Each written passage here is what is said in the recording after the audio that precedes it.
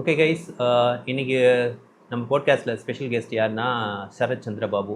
He is my college senior, என்னோட mentor. இவரோட wide variety of experience இருக்குது. நிறையா இவரோட இன்னைக்கு பேச போகிறோம். Okay, let's get started. Sharath, please introduce yourself. So already நீ என் பேரை சொல்லிட்ட. ஸோ எல்லாருமே நான் சரத் நாடகம்னு கூப்பிடுவாங்க. ஸோ நான் வந்து 2002 வந்து எலக்ட்ரானிக்ஸ் அண்ட் கம்யூனிகேஷன் படித்தேன். அப்போ தான் எனக்கு ஷாவுல் வந்து அறிமுகமானார். ஸோ நானும் ஷாவுலும் நிறைய பண்ணிகிட்டு இருந்தோம். ஸ்டார்டிங்கில் இன்ஜினியரிங்கில் ஆல்மோஸ்ட் 2 இயர்ஸ் வந்து ஒரு பர்டிகுலர் ப்ராஜெக்ட் எடுத்து அந்த டைமில் Pentium 1 அது போல் மிஷின்ஸில் எல்லாம் ஒர்க் பண்ணோம். ஸோ அங்கேருந்து ஸ்டார்ட் ஆன இந்த ஜேர்னி ஆல்மோஸ்ட் 23 இயர்ஸ் 24 இயர்ஸாக வந்து we are in touch. So college அந்த டைமில் வந்து பார்த்திங்கன்னா 2002ன்றது வந்து ரொம்ப டஃப்பான டைம்னு தான் நான் சொல்லுவேன். ஏன்னா ஃப்ரம் 2000 பிகாஸ் ஆஃப் ரெசிஷன் ஜாப்ஸே இல்லை, ரைட்? ஸோ நான் இன்னமும் வந்து என் கூட ஒர்க் பண்ணுற இன்டர்ன்ஸ் இவங்க கூட ஷேர் பண்ணுற ஸ்டோரி அதுதான். அது போல் ஜாப்ஸே இல்லாதப்போ இன்டர்வியூ போகும்போது என் பேட்சோட என்னோட ஃப்ரெண்ட்ஸ் வரதே இல்லாமல் என் சீனியர்ஸ் இல்லாமல் சூப்பர் சீனியர்ஸ் கூட வந்து அதே இன்டர்வியூஸ் அட்டன் பண்ணிட்டுதாங்க. அதுதான் அந்த டைமில் உள்ள நிலமை. So getting in to an industry ன்றது வந்து நிறைய பேருக்கு வந்து இன்னைக்கு வந்து நான் ஓகே ஏதோ ஒரு இதை ப்ரிப்பேர் பண்ணால் எனக்கு வந்து ஜாப் இன்டர்வியூ கிடச்சணுன்றதை தாண்டி அந்த மாதிரி டைம்ஸில் வந்து ஒரு ஜாப் ஓப்பன் இருந்தால் நல்லா இருக்குமே அப்படின்ட்டு ஏங்குற ஒரு பீரியட் அந்த period. So it was very tough, but somehow we both started into the industry and இன்னைக்கு வந்து நம்ம இங்கே இருக்கோம். கரெக்ட். ஸோ ஈவன் அந்த ஃபேஸ் ரொம்ப கஷ்டமான ஃபேஸ், அந்த 2003-04 அது வரைக்கும். ஸோ 2002 வந்து எலக்ட்ரானிக்ஸ் அண்ட் கம்யூனிகேஷன் முடிச்சுட்டு அதான் அந்த பீரியடில் தான் இந்த ரெசிஷன்லாம் இருந்ததுனால job was a struggle. Getting a job itself was a struggle. So almost 1 year வந்து I did all kinds of jobs that came my way. So first வந்து ஒரு பர்சனல் அசிஸ்டண்ட்டாக ஒரு எடிட்டோரியல் கம்பெனியில் ஒரு எடிட்டருக்காக ஒர்க் பண்ணேன் அந்த பீரியடில். அது வந்து one of the India's top most IT magazine. யோசிச்சு பாருங்களேன், 2002 வந்து ஒரு மேகசின் 100 ரூபீஸ்க்கு விற்குதுன்னா it was like one of the top magazines. ஏன்னா 100 ரூபீஸ் ஒரு மேகசின் அந்த 2002 பீரியடில் வந்து ரொம்ப பெரிய விலை. ஸோ அந்த மீடியா ஹவுஸ்க்கு நான் ஒரு பர்சனல் அசிஸ்டண்ட்டாக ஒர்க் பண்ணேன். இப்போ தான் வந்து நான் ஒர்க் பண்ண ஜாப் என்னன்றது எனக்கே புரியுது. ஏன்னா ஃப்ரெஷராக வந்து ஜாப் வந்தது, ஒர்க் பண்ணேன். And I was a very hard working guy from ஸ்கூல்னு சொல்லலாம். இப்போ கூட my trait is like working hard then smart. So நான் பண்ண வேலை வந்து பார்த்திங்கன்னா டேட்டா கலெக்ஷன் ஜாப் தான் பண்ணேன். ஸோ என் வேலை என்ன கொடுத்தாருன்னா, என்னோட editor, I have to call all the small and medium businesses in India in the IT sector, talk to CEOs, CFOs and collect their revenue data. அந்த ரெவென்யூ டேட்டாவை collect பண்ணி நான் அதை ஒரு எக்ஸலில் போட்டு அதில் வந்து அந்த டேட்டாவுக்கு வேண்டிய எல்லா வேலையுமே பண்ணி அவருக்கு நான் வந்து ப்ரெசென்ட் பண்ணணும். இதுதான் என்னோடய ஃபஸ்ட் ஜாப். ஸோ அந்த ஜாப் வந்து நான் ஆரம்பித்து 2 months கழித்து நான் பார்க்கும்போது என்ன எனக்கு ஒரு நல்ல ஒரு நாலேஜ் வளர்ந்துருந்துச்சுன்னா, இந்தியாவில் வந்து ஐடி லேண்ட்ஸ்கேப் எப்படி இருக்குன்னு நல்லா புரிய வந்தது. அதே போல் நான் அவரே எனக்கு டேட்டா பேஸ் கொடுத்தாரு. ஸோ இந்தியாவில் இருக்க most of the small and medium business கம்பெனிஸோட நேம்ஸ் எனக்கு நல்லா தெரியும். எந்தெந்த கம்பெனி எங்கே இருக்குது, என்ன பண்ணுறாங்க, இந்த மாதிரி விஷயங்கள்லாம் வந்து அது போல் ஒரு ரேண்டமாக ஒரு ஜாப் எடுத்தேன். பட் அதுலேயுமே நான் ஹார்ட் ஒர்க் பண்ணதுனால அது என்னால் நல்லா அப்சர்வ் பண்ண முடிஞ்சது. அதுக்கப்புறம் அந்த கம்பெனிஸ்லாம் இன்ஜினியராக அப்ளை பண்ணேன். ஸோ இதுதான் என்னோடய ஃபஸ்ட் ஜாபு. அதுக்கப்புறம் வந்து 2 எம்பெடட் ஃபீல்டில் 2 ஜாப்ஸ் கிடச்சிது. பட் 2 ஜாப்ஸ்லையுமே என்னால் ரொம்ப கன்டினியூ பண்ண முடியல.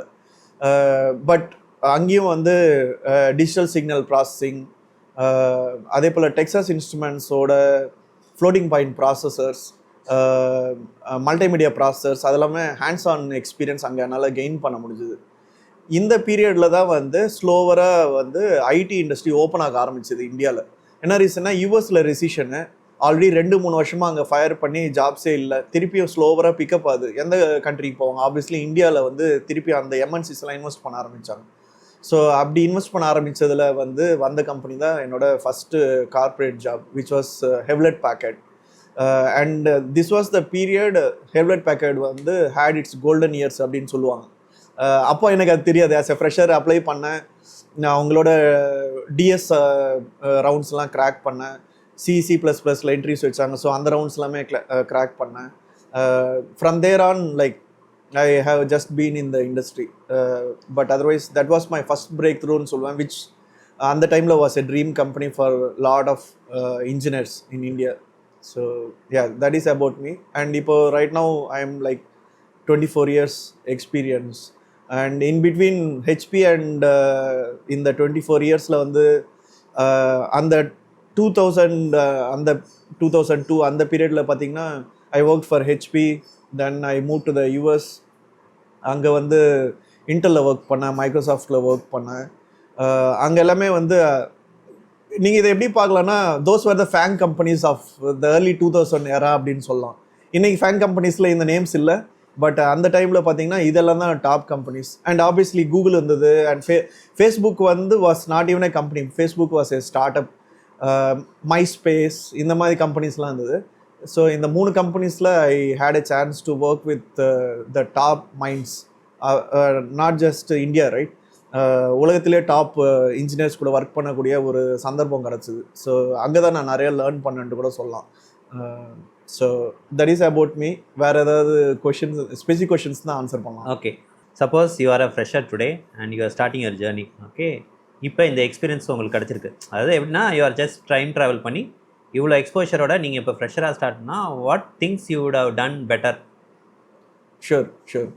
ஸோ நான் காலேஜ்லேருந்து வரும்போது பார்த்தீங்கன்னா ப்ரோக்ராமிங் தெரியும், ஆனால் நல்லா தெரியுமான்னா அதுவே நான் செல்ஃப் ரேட்டிங் வந்து எல்லாருமே கேட்பான் 1 to 5 ஒரு செல்ஃப் ரேட்டிங் கொடு அப்படின்ட்டு. இன்டர்வியூவில் ஸ்டாண்டர்ட் கொஷின் 24 வருஷம் ஆகிடும், அந்த கொஷின் மாறல. கொடுப்பேன், லைக் 3 கொடுப்பேன், 4 கொடுப்பேன். பட் வந்து உண்மையாகவே வந்து உள்ளே வந்து பார்த்தீங்கன்னா I was not confident, right. அதே போல் ப்ராப்ளம் சால்விங்லேயுமே வந்து ரொம்ப திணறுவேன். ஏன்னா நான் ப்ராக்டிஸ் பண்ணது கிடையாது, ரைட். ஒரு இன்ஜினியருக்கு மெயினாக என்ன தேவை அப்படின்னு பார்க்கும்போது, இன்னைக்கு கூட நான் ரிஃப்ளெக்ட் பண்ணி பார்க்கும்போது, அண்ட் இன்னைக்கு கூட நான் இன்டர்ன்ஸை வந்து இன்டர்வியூ எடுக்கும்போது என் ரவுண்டில் நான் மெயினாக செக் பண்ணது ப்ராப்ளம் சால்விங் ஸ்கில்ஸ். அண்ட் இந்த ப்ராப்ளம் சால்விங் ஸ்கில் வந்து எந்த ஏரியாவில் தேவைன்றது அடுத்த கொஷின்.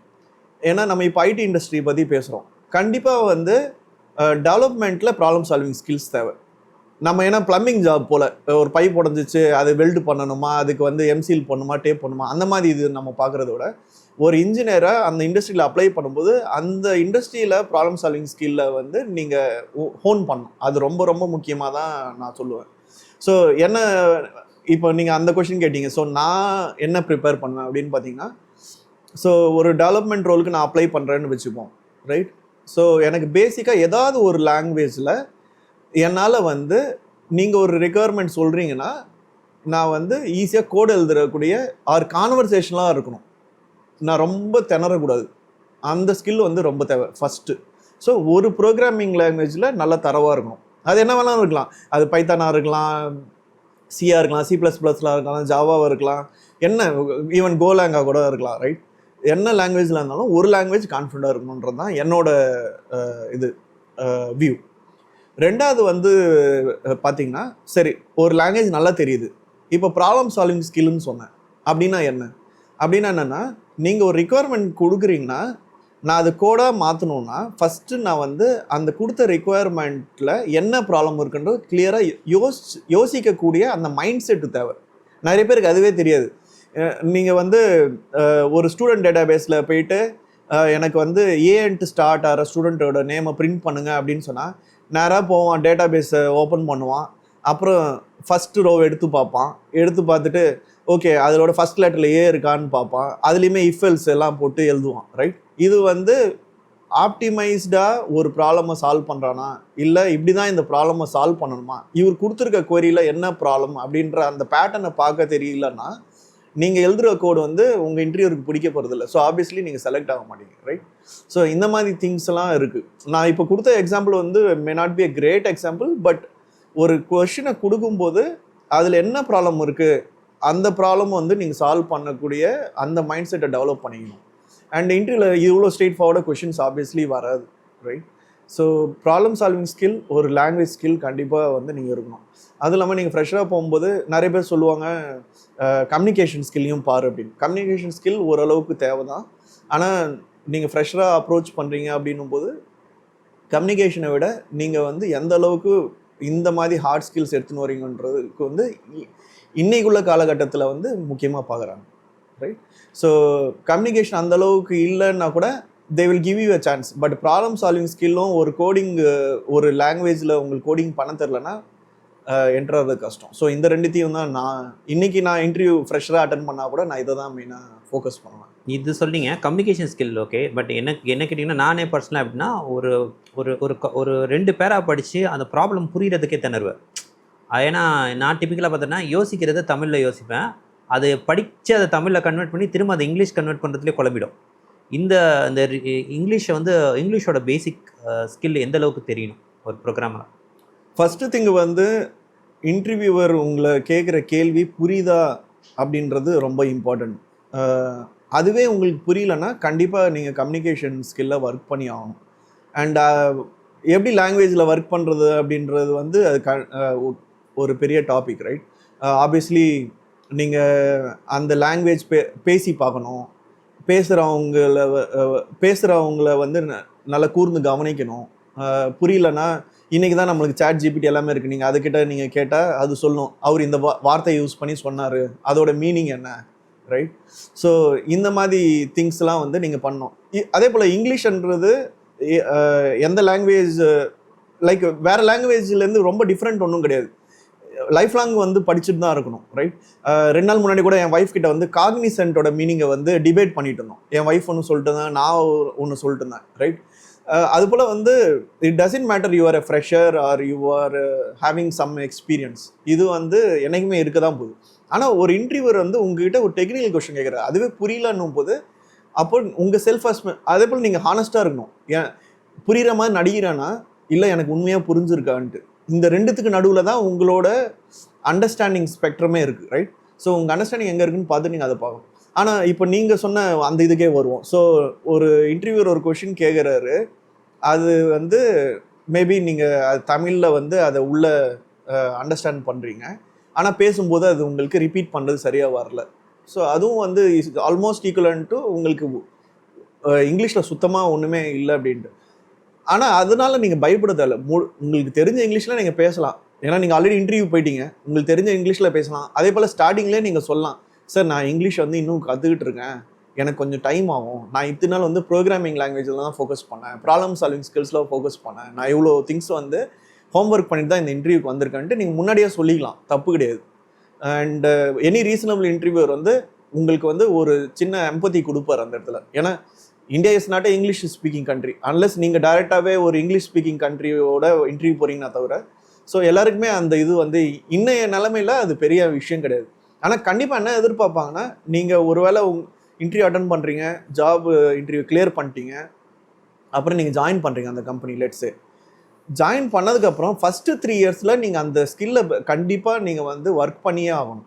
இல்லைன்னா என்ன ஆகும்னா உங்களுக்கு ப்ரமோஷனில் பிரச்சனை வரும், உங்களை யாருமே மதிக்க மாட்டாங்க, நீங்களே வந்து யோசிச்சுட்டே இருப்பீங்க, என்னடா யாருமே என்ன சேர்த்துக்க மாட்டேன்றாங்க, இது போல் திங்ஸ்லாம் வரும். ஏன்னா கம்யூனிகேஷன் வந்து ரொம்ப இம்பார்ட்டன்ட். அன்லெஸ் வந்து நீங்கள் தமிழால், நீங்கள் தமிழ் பேசுகிற இங்கே சென்னையிலேயே சேர்ந்துட்டீங்க அப்படின்லாம் இருக்கும்போது வேறு விஷயம். இதுவே வேறு மாதிரி கூட யோசிச்சு பாருங்களேன், உங்களுக்கு அந்த இன்டர்வியூ கிளியர் பண்ணிடுறீங்க, உங்களுக்கு ஆஃபர் பண்ணுறாங்க, 1 இயரில் உங்களுக்கு ஆன்சைட் அனுப்புகிறாங்க, அங்கேயும் உங்களுக்கு இதே தானே நிலமை. நீங்கள் யூஎஸ் அனுப்பிச்சிடறாங்க, இல்லை யூரோப் அனுப்புகிறாங்கன்னா அங்கே இங்கிலீஷில் பேசுனா தானே உங்களால் வந்து மூவ் பண்ண முடியும். நம்ம இந்தியா மட்டுமே இதோ இல்லை. ஸோ அதனால் வந்து கண்டிப்பாக ஃபஸ்ட்டு 3 இயர்ஸில் நீங்கள் ஜாப் கிடச்சிச்சு, ப்ராப்ளம் சால்விங் ஸ்கில் நல்லா இருக்குது, கோடிங் ஸ்கில் நல்லா இருக்குது, ஜாப் கிடச்சிச்சுன்னா கண்டிப்பாக கம்யூனிகேஷன் ஸ்கில்லை ஒர்க் பண்ணி ஆகணும். அப்போ தான் உங்களுக்கு க்ரோத் இருக்கும், அடுத்து என்னன்ட்டு இருக்கும். ஏன்னா நீங்கள் 3 இயர்ஸ் கழிச்சு லெட்ஸே நீங்கள் ஜாயின் பண்ண கம்பெனிலாம் வேறு கம்பெனி அட்டன் பண்ணுறீங்கன்னு வச்சுக்கோங்களேன், வேறு கம்பெனி மாறணுன்ட்டு நீங்கள் இன்டர்வியூ அட்டன் பண்ணுறீங்க, அப்போ இது லெவல் ஆஃப் இங்கிலீஷ் வச்சிங்கன்னா அப்போ உங்களுக்கு அந்த இது கிடைக்காது. ஏன்னா உங்கள் கூட வந்து இன்டர்வியூ அட்டன் பண்ணுற மற்றவங்க வந்து பார்த்தீங்கன்னா அவ்வளோ நல்லா இங்கிலீஷ் பேசிகிட்டு இருப்பாங்க. அப்போ என்ன பார்ப்பாங்க, ஓ இவர் டாக்குமெண்டேஷன்லாம் அடிக்க மாட்டார் போல இருக்குது, இவருக்கு வந்து ஒரு ப்ராப்ளம் கொடுத்தா இவர் கூட டிபேட்டே பண்ண முடியாது போல இருக்குது. ஏன்னா பெஸ்ட்டு வேலை பார்க்கணுன்னு தான் பார்ப்பாங்க யாராக இருந்தாலும். அந்த டைமில் டிஸ்கஷன் வேணும், டிபேட் வேணும். அந்த இடத்துல இந்த ஸ்கில் வந்து ரொம்ப. ஸோ ஃபஸ்ட்டு இன்டர்னாக இருக்கும்போது ஒரு ஃப்ரெஷராக அட்டன் பண்ணும்போது இதுக்கு வந்து கொஞ்சம் உங்களுக்கு வந்து லீவே இருக்கும்னு தான் நான் சொல்லுவேன். சார் நான் வந்து நிறைய வீடியோ போட்டிருக்கேன் ஏஐ பற்றி. ஏஐ என்னென்ன பண்ண போகுது, ஆடியோவில் என்ன பண்ணுது, வீடியோவில் என்ன பண்ணுது, சாஃப்ட்வேர் இன்ஜினியரிங் கோடிங் நிறையா கவர் பண்ணியிருக்கேன். நிறைய மெயின்டெனன்ஸ் டாஸ்க்லாம் ரிப்ளேஸ் பண்ண போகுது அப்படின்னு சொல்லியிருக்கேன். ஸோ இதை பார்த்து எல்லோரும் பயந்து என்ன கேள்வி கேட்குறாங்கன்னா, இதுக்கப்புறம் ஃபியூச்சர் ஆஃப் சாஃப்ட்வேர் இன்ஜினியரிங் கிடையாதா, சாஃப்ட்வேர் இன்ஜினியர் ரெக்ரூட் பண்ண மாட்டாங்களா? ஏன்னா மெட்டா சிஓலாம் சொல்லியிருக்கா எங்களோட 80% ஆஃப் தி ஒர்க் அதான் பண்ணுது. வேறு சுந்தர் பிச்சை அந்த மாதிரி சொல்லியிருக்காரு. ஸோ ஒரு சென்ஸ் ஆஃப் ஃபியர் கம்யூனிட்டியில் இருக்குது, ஸ்டூடெண்ட் சைட்லேயும் இருக்குது, டெவலப்பர் சைட்லேயும் இருக்குது.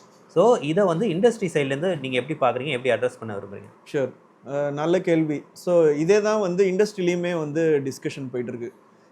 ஈவன் என்னோட டீம்மேட்ஸ், பிரின்சிபல் ஆர்கிடெக்ட்ஸ், ஈவன் வந்து சிடிஓ கூடயுமே இந்த மாதிரி டிஸ்கஷன்ஸ் தான் மெயினாக போயிட்டுருக்கு. ஸோ இதுக்கு வந்து என்னோட பதில் வந்து 2 பார்ட்டாக சொல்லணும்னு நினைக்கிறேன். ஒன்று வந்து ஃபிலாசபிக்கலாக ஆன்சர் பண்ணணும்னு நினைக்கிறேன். அப்புறம் வந்து ரியாலிட்டியில் வந்து என்ன நடந்துகிட்ருக்கு, அந்த ஃபிலாசபிக்கு தகுந்த அலைண்டாக என்ன நடந்துகிட்ருக்குன்ட்டு.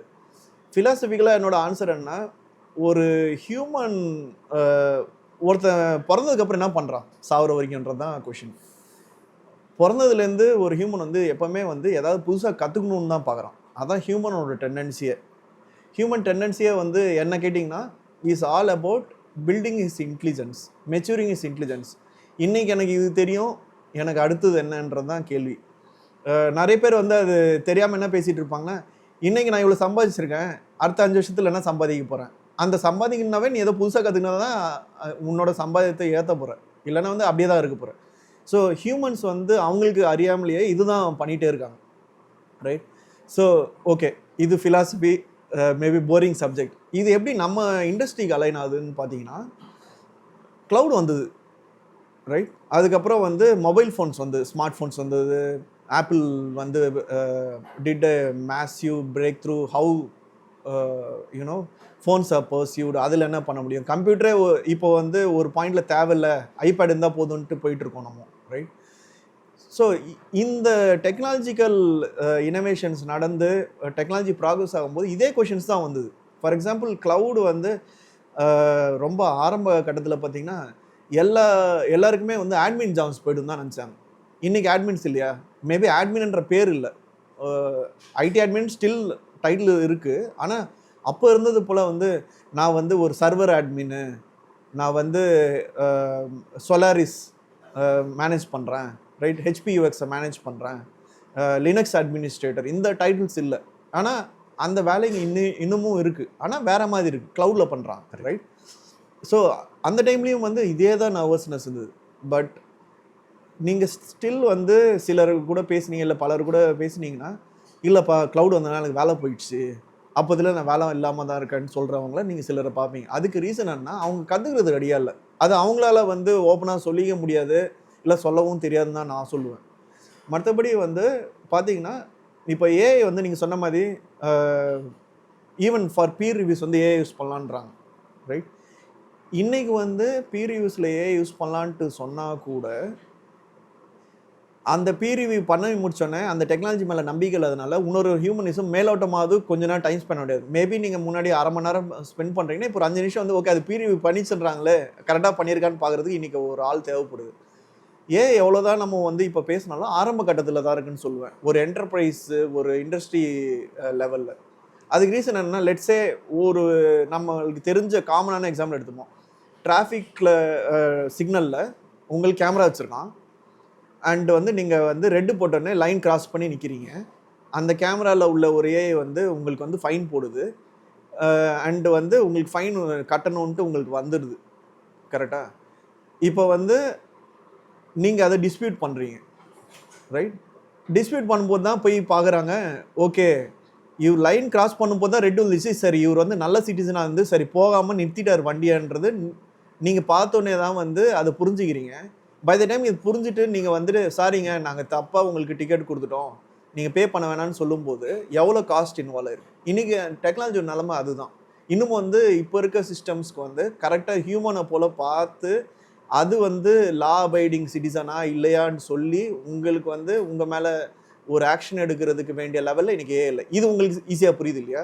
இதே போல் தான் வந்து சாஃப்ட்வேரில் என்ன வேணாலும் எடுத்துக்கோங்க, பேமெண்ட் சிஸ்டம்ஸாக இருக்கட்டும், என்ன வேணாலும் இருக்கும். எல்லாத்துலேயுமே வந்து இது ஒரு ஆரம்ப கட்டத்தில் தான் இருக்கும். எப்படி நான் க்ளவுட் வந்து ஆரம்பத்தில் இருந்து நான் பார்த்துட்டு வந்துட்டு இருக்கேன்னு சொன்னானோ அது போல் வந்து ஏஐ வந்து இன்னைக்கு ஒரு ஆரம்ப கட்டத்தில் இருக்குது. அந்த ஆரம்ப கட்டத்திலே இது கொஞ்சம் ஃபாஸ்ட்டாக மூவ் ஆகிறதுனால க்ளவுடு இதில் எல்லாமே வந்து இன்ஃப்ராஸ்ட்ரக்சர் இதெல்லாம் தேவைப்பட்டது. இது வந்து சாஃப்ட்வேர் ட்ரிவன் டெக்னாலஜி இனோவேஷனாக இருக்கணும், கொஞ்சம் ஃபாஸ்ட்டாக மூவ் ஆகுது. ஸோ ஆரம்பத்தில் நம்ம எல்லாருக்குமே இது போல் நர்வஸ்னஸ் இருக்கிறது வந்து ரொம்ப காமனான ஒரு விஷயம் தான் நான் சொல்லுவேன். ஏன்னா நான் இது வரைக்கும் வந்து ஒரு 3-4 wave of technological innovation already பார்த்துட்டேன். ஸோ இதுவும் அதே போல் தான் நான் பார்க்குறேன். அதனால் அந்த பயம் வந்து வேலிட் தான். ஆனால் அந்த பயப்படுறவங்க அடுத்து என்ன பண்ணணுன்றதை அவங்க பார்க்கணும், ரைட்? ஸோ அது வந்து ரொம்ப ரொம்ப இம்பார்ட்டன்ட். அண்ட் இன்னைக்கு வந்து இண்டஸ்ட்ரியில் காமன் அண்டர்ஸ்டாண்டிங், இந்த டிஸ்கஷன்ஸ்லாம் டிபேட் முடிச்சுட்டு என்ன common understanding most of the டிஸ்கஷன்ஸில் நாங்கள் வரோம்னா, ஈஸியான டாஸ்க், ரொட்டீன் டாஸ்க், அதாவது ஒரு ஃபைலை எடுத்து இங்கேருந்து இங்கே காப்பி பண்ணி போடு, அந்த ஃபைலில் இருக்கிற எல்லா ரோஸையும் ரீட் பண்ணு, அதை இன்னொரு டேட்டா பேஸில் போடு. இது போல் வந்து பிரெயின்லெஸ் ரெகுலர் டாஸ்க் எல்லாத்தையுமே வந்து ஆல்ரெடி நம்ம ஆட்டோமேஷன் பண்ணிகிட்ருக்கோம். ஏஐ வந்தோடனே கண்டிப்பாக ஆட்டோமேட் ஆகிடும். ஸோ அந்த மாதிரி ஜாப்ஸ் பண்ணுறவங்களுக்குலாம் வந்து இது ஒரு த்ரெட்டாக தான் நான் சொல்லுவேன். ஸோ த்ரெட்டுன்றதை விட இது ஒரு லேர்னிங் ஆப்பர்ச்சுனிட்டி சொல்லுவேன். ஸோ அந்த மாதிரி ஆளுங்களாம் யோசிக்கணும், நான் வந்து ரெகுலராக இதே ஒர்க் பண்ணி இதே தான் சம்பாதிச்சிட்டேன், ஏன் வந்து இது ரீப்ளேஸ் பண்ணுறேன், ஸோ நான் அடுத்து என்ன பண்ணுறது அப்படின்றது.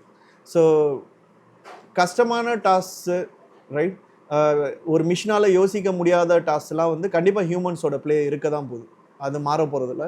அண்ட் அதே போல் நான் முன்னாடி டிராஃபிக் எக்ஸாம்பிள் சொன்னதில் ஹியூமன் கண்டிப்பாக இருக்கணும். இல்லை டிஸ்பியூட் பண்ணுவோம், ஒரு மிஷின் என் மேலே எப்படி டிசிஷன் எடுக்கும் அப்படின்ற ஏரியாஸ்லலாம் ஸ்டில் ஹியூமன்ஸோட ஜாப்ஸ் இருக்க தான் போகுது, அது வந்து கம்ப்ளீட்டாக போகிறதில்ல.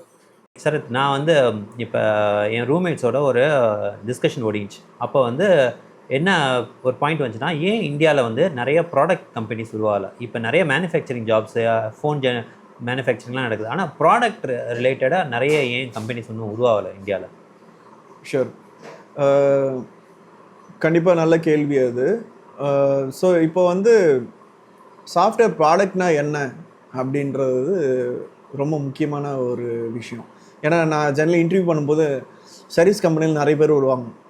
வந்துட்டு சரி நீ இந்த கம்பெனிக்கு ஏன் வர, நீ அங்கே ஒர்க் பண்ணுறதுக்கும் இங்கே ஒர்க் பண்ணுறதுக்கு என்ன டிஃப்ரென்ஸ் நினைக்கிற அப்படின்னு கேட்கும்போது நிறைய பேர் வந்து அவங்க என்ன பேசுகிறாங்கன்றது புரியாமல் பேசிகிட்டு இருப்பாங்க. ஈவன் எக்ஸ்பீரியன்ஸ் ஃபோக்ஸ் என்ன சொல்லுவாங்கன்னா, ரெண்டுமே சேம் தான், ஒன்றும் டிஃப்ரென்ஸ் இல்லை, அங்கேயும் ரெக்குயர்மெண்ட் கொடுப்பாங்க, நாங்கள் கோட் எழுதுவோம், அப்புறம் வந்து கஸ்டமர் ஃபீட்பேக் கொடுப்பாங்க, நாங்கள் அதை இம்ப்ரூவ் பண்ணுவோன்ட்டு. பட் வந்து சாஃப்ட்வேர் ப்ராடக்ட் பண்ணுற கேம் வந்து கம்ப்ளீட்டாக டிஃப்ரெண்ட். ஏன் அதை நான் சொல்கிறேன்னா, ஃபஸ்ட்டு ஒரு ப்ராடக்ட் பண்ணுறீங்கன்னா உங்களுக்கு வந்து ப்ராடக்ட் மைண்ட் செட் இருக்கணும், ரைட்? அண்ட் அதே போல் அந்த ஃபவுண்டர் இல்லை அந்த கோஃபவுண்டருக்கு வந்து ப்ராடக்ட் பண்ணணுன்ற ஒரு ஆட்டிடியூட் இருக்கணும், ரைட்? ஏன்னா சர்வீசஸில் என்னென்னா ஆல்ரெடி ஒருத்தன் ப்ராடக்ட் வச்சுருப்பான், அவங்ககிட்ட போயிட்டு நீங்கள் என்கிட்ட இந்த கேப்பபிலிட்டி இருக்குது, எனக்கு இது போல் ஸ்கில்டு பீப்புள் இருக்காங்க, நான் உனக்கு சர்வீஸ் பண்ணுறேன்ட்டு நீங்கள் அவனை அப்ரோச் பண்ணுறீங்க. ஸோ உங்கள் கஸ்டமர் வந்து ஆல்ரெடி ப்ராடக்ட் வச்சுள்ளவன். ஆனால் ஒரு ப்ராடக்ட் பண்ணணுன்னா ஃபஸ்ட்டு வந்து நீங்கள் ஒரு ரைட்டான ப்ராப்ளம் ஒன்று கையில் எடுக்கணும். ரைட்டான ப்ராப்ளம் எடுத்துட்டீங்கன்ட்டு வச்சுப்போம். இல்லை ஃபஸ்ட்டு எடுத்துட்டிங்களான்ட்டு அதை ஐடென்டிஃபை பண்ணுறதுக்கு it's a few years journey. Again எந்த ஸ்பேஸில் எடுக்கிறீங்கன்றதை பொறுத்து. சிலருக்கு வந்து ஒரு ரைட்டான ப்ராடக்ட் எடுத்து பண்ணுறதுக்கே 10 வருஷம் ஆகுது, ரைட்? ஸோ ஒரு ரைட்டான ப்ராடக்ட் ஆர் ஒரு ப்ராப்ளம் டெஃபினேஷனை கையில் எடுக்கணும். எடுத்ததுக்கப்புறம் அதுக்கு ஒரு ரைட்டான ப்ராடக்ட் பில்ட் பண்ணணும். நம்ம சொல்லிடலாம் ஈஸியாக, எக்ஸ்பீரியன்ஸ் இல்லாதவங்கலாம் என்ன சொல்லுவாங்கன்னா, ஓகே எனக்கு இந்த ப்ராப்ளம் ஸ்டேட்மெண்ட் கொடுத்தாங்க, நான் கோட் எழுதிட்டேன், இதோ ரெடியாக இருக்குது ப்ராடக்ட் அப்படின்ட்டு. யார் வாங்குவா அது, ரைட்? ஸோ கஸ்டமர் கிட்ட வந்து அதை காட்டி அவனை ட்ரை பண்ண வைக்கணும். நிறைய பேர் ட்ரை பண்ணவே ரெடியாக இருக்க மாட்டாங்க. ஈவன் நம்மளே வந்து பார்த்திங்கன்னா, நம்ம ஒரு மாலுக்கு போகிறோம், சார் இந்த சின்ன கேக் ட்ரை பண்ணுங்கன்னு நிறைய பேர் கொடுப்பாங்க. வேணாம் போயா, நான் வந்து அவசரமாக இந்த கடைக்கு போய்ட்டுருக்கேன், இல்லை ஒரு படத்துக்கு போய்ட்டுருக்கான்ட்டு தள்ளி விட்டு போகிறாங்க எத்தனை பேர் இருக்காங்க.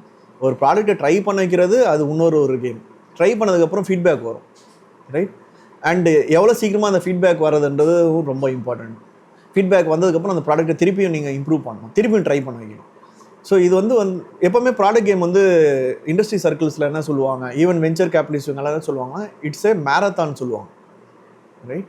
நம்ம சொல்லுவோம் ஸ்ப்ரிண்ட் டெவலப்மெண்ட்டையே இதை மேரத்தான் சொல்கிறோன்னா இதனால தான் அதை வந்து மேரத்தான் சொல்கிறோம். ஃபஸ்ட்டு ப்ராப்ளம் ஸ்டேட்மெண்ட்டை வந்து ஒன்று எடுத்துக்கணும், ரைட்டான ப்ராப்ளம் ஸ்டேட்மெண்ட்டை செலக்ட் பண்ணணும், அதுக்கப்புறம் அதுக்கு வேண்டிய ரைட்டான ப்ராடக்ட்டை டெவலப் பண்ணுறதுக்கு ஐட்ரேஷன் இன்வால்வ் ஆகும். அண்ட் இதுக்கு எல்லாத்துக்குமே பின்னாடி வந்து பார்த்திங்கன்னா ஃபவுண்டர்ஸோட ஆட்டிடியூட் ரொம்ப இம்பார்ட்டன்ட், நம்பர் 1. நம்பர் 2, இது இவ்வளோ சைக்கிள்ஸ் ரன் பண்ணி மார்க்கெட்டுக்கு போகணுன்னா அதுக்கு இன்வெஸ்ட்மெண்ட் தேவை, காசு தேவை.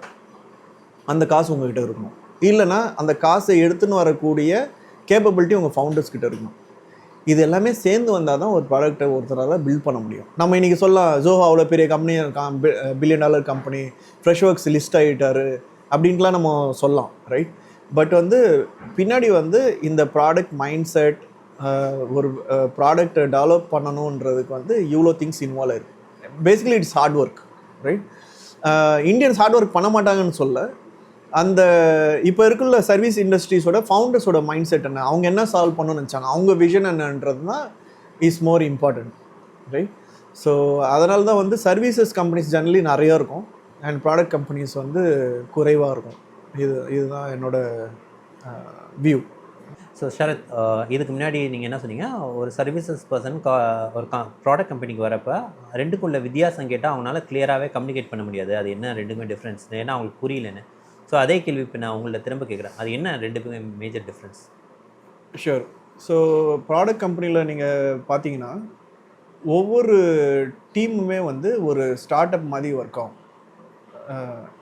ஸோ அதோட மீனிங் என்ன அப்படின்னு நீங்கள் கேட்டிங்கன்னா, ஒரு ப்ராடக்ட் கம்பெனியில் ஒரு டீம்மெண்ட் எடுத்துக்கிட்டிங்கன்னா இன்ஜினியர்ஸ் இருப்பாங்க, அதுக்கன்ட்டு ஒரு மார்க்கெட்டிங் இருக்கும், அதுக்கன்ட்டு ஒரு சேல்ஸ் இருக்கும், அதுக்கன்ட்டு ஒரு கஸ்டமர் சப்போர்ட் இருக்கும். இவங்க எல்லாருமே சேர்ந்து அந்த ப்ராடக்டில் என்ன வரணும், ரைட், அப்படின்றத டிசைட் பண்ணுவாங்க. இதில் ப்ராடக்ட் மேனேஜ்மெண்ட்ன்றதும் ஒரு ரோல் இருக்கும். ஸோ இவங்க எல்லாருமே சேர்ந்து அட்டானமஸாக டிசிஷன்ஸ் எடுத்து அந்த ப்ராடக்ட் ஐட்ரேட் பண்ணுறதா இருக்கட்டும், ரைட், அந்த ப்ராடக்டில் இம்ப்ரூவ்மெண்ட் ஏரியாஸாகவும் இருக்கட்டும், இல்லை அந்த ப்ராடக்டோட சப்போர்ட் ஏரியாவில் என்ன வித்தியாசமாக பண்ணணும் அப்படின்ட்டு இருக்கட்டும், எல்லாமே அது பண்ணுவாங்க. இது வந்து ஒரு drastic difference from A services company. அதே போல் நம்ம நினச்சிட்டு இருப்போம், இப்போ கூகுள் எடுத்திங்கன்னா கூகுள் இஸ் ப்ராடக்ட் கம்பெனி. கூகுளில் வந்து சுந்தர் பிச்சை தான் வந்து கூகுள் சர்ச்சில் என்ன வரணும் வரக்கூடாது இதெல்லாம் அவர் சொல்லிட்டு இருப்பார் நம்ம நினைப்போம். ஃபார் தட் மேட்டர் ஒரு சின்ன கம்பெனி எடுத்திங்கன்னா ஃபவுண்டர் வந்து ரொம்ப சின்னதாக இருக்கும்போது, டீம் ரொம்ப சின்ன 5 பேர் இருக்காங்க, 10 பேர் இருக்காங்க, ஒரு 20 பேர் தான் மொத்த கம்பெனியோட சைஸ் இருக்கும்போது மேபி ஃபவுண்டர் அது போல் பண்ணக்கூடிய ஒரு ஆப்பர்ச்சுனிட்டி இருக்கும் வெரி வெரி இனிஷியல் டேஸில். பட் ஒன்ஸ் ஒரு ப்ராடக்ட் கம்பெனி இவ்வளோ பெருசாகிடுச்சுன்னா எவ்ரி டீமுக்கு வந்து அட்டானமி கொடுத்துருப்பாங்க. ஸோ அந்த ப்ராடக்டோட சக்ஸஸும் அந்த டீமுக்கு தான் வரும், அந்த ப்ராடக்ட் வந்து ஃபெயில் ஆனாலும் அந்த டீமை தான் அது இம்பேக்ட் பண்ணணும். இது போல் ஒரு மேஜர் டிஃப்ரென்ஸ் இருக்குது. அண்டு இது இல்லாமல் நீங்கள் சர்வீஸ் கம்பெனியில் பார்த்தீங்கன்னா உங்களுக்கு மோஸ்ட்லி லெட்ஸே நீங்கள் இந்தியாவில் ஒரு சர்வீஸ் கம்பெனிக்கு ஒர்க் பண்ணுறீங்கன்ட்டு வச்சுப்போம், உங்களுக்கு ரெக்குயர்மெண்ட் வந்து ஒரு மார்க்கெட் ரிசர்ச்சரோ யாரோ வந்து அந்த ரெக்குயர்மெண்ட்டை ஃபஸ்ட்டு இதுதான் ரெக்குயர்மெண்ட்டாக நம்ம பண்ணணுன்றதையும் ஆரம்பித்து அது வந்து ஒரு நடுவில் ஒரு இன்ஜினியரிங்க்கு கன்வெர்ட் பண்ணக்கூடிய நடுவில் ஒரு பிஏவாக இருக்கட்டும், இல்லை ஒரு ப்ராடக்ட் மேனேஜர் அவங்க கம்பெனிஸில் இருந்து உங்களுக்கு வந்து பக்காவாக ரெக்குயர்மெண்ட் டாக்குமெண்ட்டை அடித்து உங்களுக்கு கொடுத்துருவாங்க. இது பண்ணுறதுக்கு நடுவில் 5 to 10 டிஃப்ரெண்ட் டீம்ஸ் ஒர்க் பண்ணி இதை தான் பண்ணணுன்ட்டு ஒரு கால் எடுத்துருப்பாங்க இல்லையா. அது சர்வீஸ் கம்பெனியில் அந்த இன்ஜினியருக்கு விசிபிலிட்டியே இருக்காது. நீங்கள் வந்து ரெக்குயர்மெண்ட் கிளாரிஃபிகேஷன் ஒரு கால் வச்சு ஃபஸ்ட் ரெக்குயர்மெண்ட் புரிஞ்சுப்பீங்க, ஆனால் அதுக்கு முன்னாடி நடக்கிற அது 5-10 ஸ்டெப்ஸுக்கு உங்களுக்கு விசிபிலிட்டியாக இருக்குது. ஆனால் ப்ராடக்ட் கம்பெனியில் உங்களுக்கு எல்லாத்துக்குமே மோஸ்ட்லி விசிபிலிட்டி இருக்கும், ஓரளவுக்காவது இருக்கும், ஃபுல்லாக இல்லைன்னா கூட. அண்டு நீங்கள் அந்த ப்ரியாரிட்டைசேஷன் என்ன பண்ணணும் ப்ராடக்டில் இது எல்லாருமே சேர்ந்து தான் அந்த டிசிஷன்ஸ் எடுத்து போயிட்டுருப்பாங்க. இது வந்து நம்ம சொல்ல என்ன ஸ்டில் பெரிய வித்தியாசம் இல்லையா அப்படின்ட்டு, ஆனால் இது ஒரு மேஜர் ஷிஃப்ட் இருக்கும். The way you work, collaborate and the way you think to bring out a ப்ராடக்ட்டுக்கு வந்து இது ரொம்ப ரொம்ப டிஃப்ரெண்ட்டான ஒரு டீம் அமைப்பு மட்டுமே இல்லாமல் எக்ஸிக்யூஷன் மைண்ட் செட் கல்ச்சரில் வந்து பயங்கர டிஃப்ரென்ஸ் இருக்கும். ஓகே, இதுதான் மெயினான ஒரு டிஃப்ரென்ஸ். ஷரத், நிறைய பேர் இப்போ +2 முடிச்சுட்டு காலேஜ் சேர்கிறதுக்கு பார்த்துட்டு இருக்காங்க. எனக்கு தெரிஞ்ச சில பசங்களாம் வந்து நான் சைபர் செக்யூரிட்டி தான் படிக்கணும், நான் ஏஐ டேட்டா சயின்ஸ் தான் படிக்கணும் அப்படின்னு சில பேர் இருக்காங்க. சில பேர் இல்லை ஏஐ வளர்ந்த பிறகு இந்த கம்ப்யூட்டர் சயின்ஸ்க்குலாம் வேல்யூ இருக்காது, ஐடிக்கு வேல்யூ இருக்காது, இதுக்கெலாம் வேல்யூ இருக்காதுங்கிறாங்க. ஸோ உங்கள் பெர்ஸ்பெக்டிவ் சொல்லுங்கள், என்ன வந்து ப்ளஸ் டூ முடிச்சுட்டு என்னென்ன மாதிரி ஆப்ஷன்ஸ் எடுக்கலாம் பசங்களுக்கு, what is the way forward? So நீங்கள் சொன்ன மாதிரி வந்து இப்போ நான் ஏஐ படிக்கிறேன், சைபர் செக்யூரிட்டி படிக்கிறேன், இல்லை க்ளவுடு படிக்கிறேன் அப்படின்ட்டு சொல்கிறவங்களுக்கு வந்து அவங்க அதில் தான் ஆர்வமாக இருக்காங்கன்னா அதை எடுத்து படிக்கிறதுல தப்பே இல்லை. ஆனால் இப்போது அதுவே தெரியாமல் ஆர் அந்த கிளாரிட்டி இல்லை, இல்லை வந்து எனக்கு என்ன படிக்கணுன்ட்டு யாரும் சொல்ல மாட்டேன்றாங்கன்னு சொல்கிறவங்களுக்கு என்னோட ஒரு வியூவை வேணால் நான் ஷேர் பண்ணுறேன். இதுலேயுமே வந்து என்னால் ஐடியை பற்றி மட்டும்தான் பேச முடியும், ஏன்னா அந்த ஃபீல்டில் தான் நான் இருக்கேன். ஸோ ஐடியில் வந்து பார்த்திங்கன்னா இப்போ லாஸ்ட்டு ஒரு 5 இயர்ஸ், லாஸ்ட் ஒரு 7 இயர்ஸாக கூட பார்த்திங்கன்னா நிறைய பேர் வந்து ஏஐ தான் இப்போ வந்து மார்க்கெட்டில் நிறைய பேசுகிறாங்க, அடுத்தது ஏஐ தான் சொல்லி ஏஐ எடுத்து படிக்கிற பசங்க இருக்காங்க. இதே தான் வந்து பார்த்திங்கன்னா க்ளவுட் வந்தப்போ பண்ணாங்க. ஸோ இப்போ கம்ப்யூட்டர் சயின்ஸ் தான் டாப்பாக இருக்குது, நாங்கள் எல்லாருமே கம்ப்யூட்டர் சயின்ஸ் படிக்கணும்னு படித்த டைமும் இருக்குது. எலக்ட்ரானிக்ஸ் டாப்பாக இருக்குன்ட்டு எலக்ட்ரானிக்ஸ் கோர்சஸ் வந்து பாப்புலர் ஆகிட்டு படித்த டைமும் இருக்குது. இப்போது ஐடியில் வரணுன்ட்டு நீங்கள் கிளியராக டிசைட் பண்ணிட்டீங்க, ஐடி ஜாப் தான் எடுக்க போகிறேன்னு டிசைட் பண்ணிட்டீங்கன்னா கண்டிப்பாக கம்ப்யூட்டர் சயின்ஸ் பேஸ்டாக நீங்கள் கோர்ஸ் எடுத்து படிக்கலாம். அதுக்காக வந்து நீங்கள் வந்து ஏஐ தான் எடுத்து படிக்கணுன்ட்டு அவசியம் கிடையாது. இதை நான் ஏன் சொல்கிறேன்னா 2-3 ரீசன் இருக்குது. ஒன்று பார்த்திங்கன்னா இப்போ ஏஐ தான் டாப்பில் இருக்கிறதுனால எல்லா எஜுகேஷனல் இன்ஸ்டியூட்லேயுமே ஏஐயோட கோர்ஸோட காஸ்ட் வந்து ரொம்ப அதிகம். சரி, நீங்கள் அந்த அவ்வளோ காசு கொடுத்தே நீங்கள் அந்த ஏஐ கோர்ஸ் படிங்கன்னா கண்டிப்பாக வந்து ஸ்பெஷலைசேஷன் இருக்குது, நிறைய ஏஐ சொல்லி தருவாங்க. நீங்கள் ஆனால் ஃபைனல் இயர் முடிக்கும்போது உங்கள் நிலைமை யோசிச்சு பாருங்கள், எத்தனை கம்பெனி வந்து ஏஐக்கு தான் வந்து ஜாப் இருக்குது அப்படின்னு சொல்லி ஏஐ டிபார்ட்மெண்ட்டை மட்டும் போயிட்டு ரெக்ரூட் பண்ணுறாங்கன்றதை நீங்கள் கண்டிப்பாக யோசிக்கணும். அட்லீஸ்ட் இன்னைக்குள்ள நிலமையில் இந்த இயர் யாராவது ஜாயின் பண்ணீங்க 2024 2025 2020 பார்த்தீங்கன்னா அது போல் ஆப்பர்ச்சுனிட்டிஸ் கிடையாது. எல்லாருமே திருப்பியும் வந்து சாஃப்ட்வேர் ஜாபில் டெவலப்பராக தான் ஒர்க் பண்ண போகிறாங்க, ரைட்? ஸோ அப்படி இருக்கும்போது ஏன் நம்ம அவ்வளோ செலவு பண்ணி போயிட்டு ஏஐ தான் படிக்கணும்? அவசியம் கிடையாது. ஆனால் கண்டிப்பாக என்ன சொல்லுவேன்னா, let's say electronics and computer science, electrical and computer science, இந்த காம்பினேஷன்ஸில் நிறைய கோர்சஸ் இன்றைக்கி உள்ள யூனிவர்சிட்டிஸ் காலேஜஸில் இருக்குது. ஸோ நீங்கள் வந்து கம்ப்யூட்டர் சயின்ஸ் அதில் சொல்லித்தராங்க, ஈவன் 50% கம்ப்யூட்டர் சயின்ஸ் அதில் சொல்லித்தராங்க அப்படின்ற ஒரு கோர்ஸ் நீங்கள் ஐடென்டிஃபை பண்ணுறீங்கன்னா நீங்கள் தாராளமாக அதை எடுத்து பண்ணலாம். வேறு விதத்தில் நீங்கள் இதை பார்க்கணுன்னா கூட அதில் உங்களுக்கு காம்படிஷனும் கம்மியாக இருக்கும், உங்கள் ஃபீஸ் கம்மியாக இருக்கும். நல்ல ஒரு எஜுகேஷன் இன்ஸ்டியூட்டில் நீங்கள் வந்து என்ட்ராக ட்ரை பண்ணணும் கண்டிப்பாக. அதுக்கு நீங்கள் +2 மார்க் நல்லா ஸ்கோர் பண்ணணும், அப்புறம் அந்த இன்ஸ்டியூட்டோட எக்ஸாம்லேயும் நீங்கள் நல்ல மார்க் எடுத்து பாஸ் பண்ணணும். அப்படி இருந்தால் தான் உங்களுக்கு வந்து ஸ்காலர்ஷிப் இல்லை உங்களோட ஃபீஸில் வந்து உங்களுக்கு ஒரு டிஸ்கவுண்ட் கிடைக்க போகுது. ஸோ இந்த அப்ரோச்சில் போனீங்கன்னா உங்களுக்கு யூஸ்ஃபுல்லாக இருக்கும்னு நான் நினைக்கிறேன். இப்போ நிறைய பசங்களுக்கு வந்து எலக்ட்ரானிக்ஸ் அண்ட் கம்யூனிகேஷன் படிச்சுட்டு ஐடிக்குள்ளே போயிடலாம், இதில் இருந்தால் நம்ம எலக்ட்ரானிக்ஸ்லேயும் போகலாம் ஐடிலையும் போகலாம் அப்படிங்கிற ஒரு பாயிண்ட் இருக்குது. என்னோடய பாயிண்ட் வந்து இப்போ எவ்வளோ ஜாப் ஸ்கோப் வந்து எலக்ட்ரானிக்ஸில் வரப்போகுது ஃப்யூச்சரில், நிறையா எலக்ட்ரானிக் ஃபேப்லாம் செட்டப் பண்ணுறாங்க இந்தியாவில், அதில் எந்தளவுக்கு ஆப்பர்ச்சுனிட்டி வரப்போகுது, ஐடியில் கம்ப்யூட்டர் சயின்ஸில் என்ன வரப்போகுது? ஸோ இந்த மாதிரி எலக்ட்ரானிக்ஸ் தான் டார்கெட் பண்ணுமா, இல்லை கம்ப்யூட்டர் சயின்ஸ் படிக்கிறதே பெட்டரா, இல்லை வேறு எலக்ட்ரிக்கல் இன்ஜினியரிங் இது மாதிரிலாம் படிச்சுட்டு கம்ப்யூட்டர் சயின்ஸ் வர்றது, எப்படி அதை பிளான் பண்ணுறது? நீங்கள் ஐடி ஃபீல்டு தான் என்ட்ரு ஆகணுன்ட்டு ரொம்ப கிளியராக இருந்தீங்கன்னா நீங்கள் எலக்ட்ரானிக்ஸ் எடுத்துக்கோங்க, இல்லை எலக்ட்ரிக்கல் படிங்க. கண்டிப்பாக நீங்கள் வந்து ப்ரோக்ராமிங் இந்த ஸ்கில்ஸ் எல்லாமே நீங்கள் டெவலப் பண்ணிக்கணும். கம்ப்யூட்டர் சயின்ஸோட சப்ஜெக்ட்ஸில் உங்களுக்கு நாலேஜ் இருக்கணும், அதில் எந்த மாற்றமுமே கிடையாது. ஆனால் இப்போ நீங்கள் சொன்ன மாதிரி வந்து எலக்ட்ரானிக்ஸ் ஒருத்தங்க படிக்கிறாங்க, அவங்களுக்கு வந்து எலக்ட்ரானிக்ஸ் ஃபீல்டே போகணும், இல்லை செமிகண்டக்டர் ஃபீல்டில் போகணும். நீங்கள் சொன்ன மாதிரி சிப் கம்பெனிஸ் வந்து இப்போ ஆரம்பிச்சிருக்காங்க இந்தியாவில், நிறைய ஸ்டார்ட் அப்ஸும் வந்துட்டு இருக்குது, நிறைய ஃபண்டிங் வந்துட்டு இருக்குது, ஈவன் பிஸ்னஸஸும் வந்து இந்தியாவில் க்ரோ ஆகணுன்ட்டு பார்த்துட்ருக்காங்க.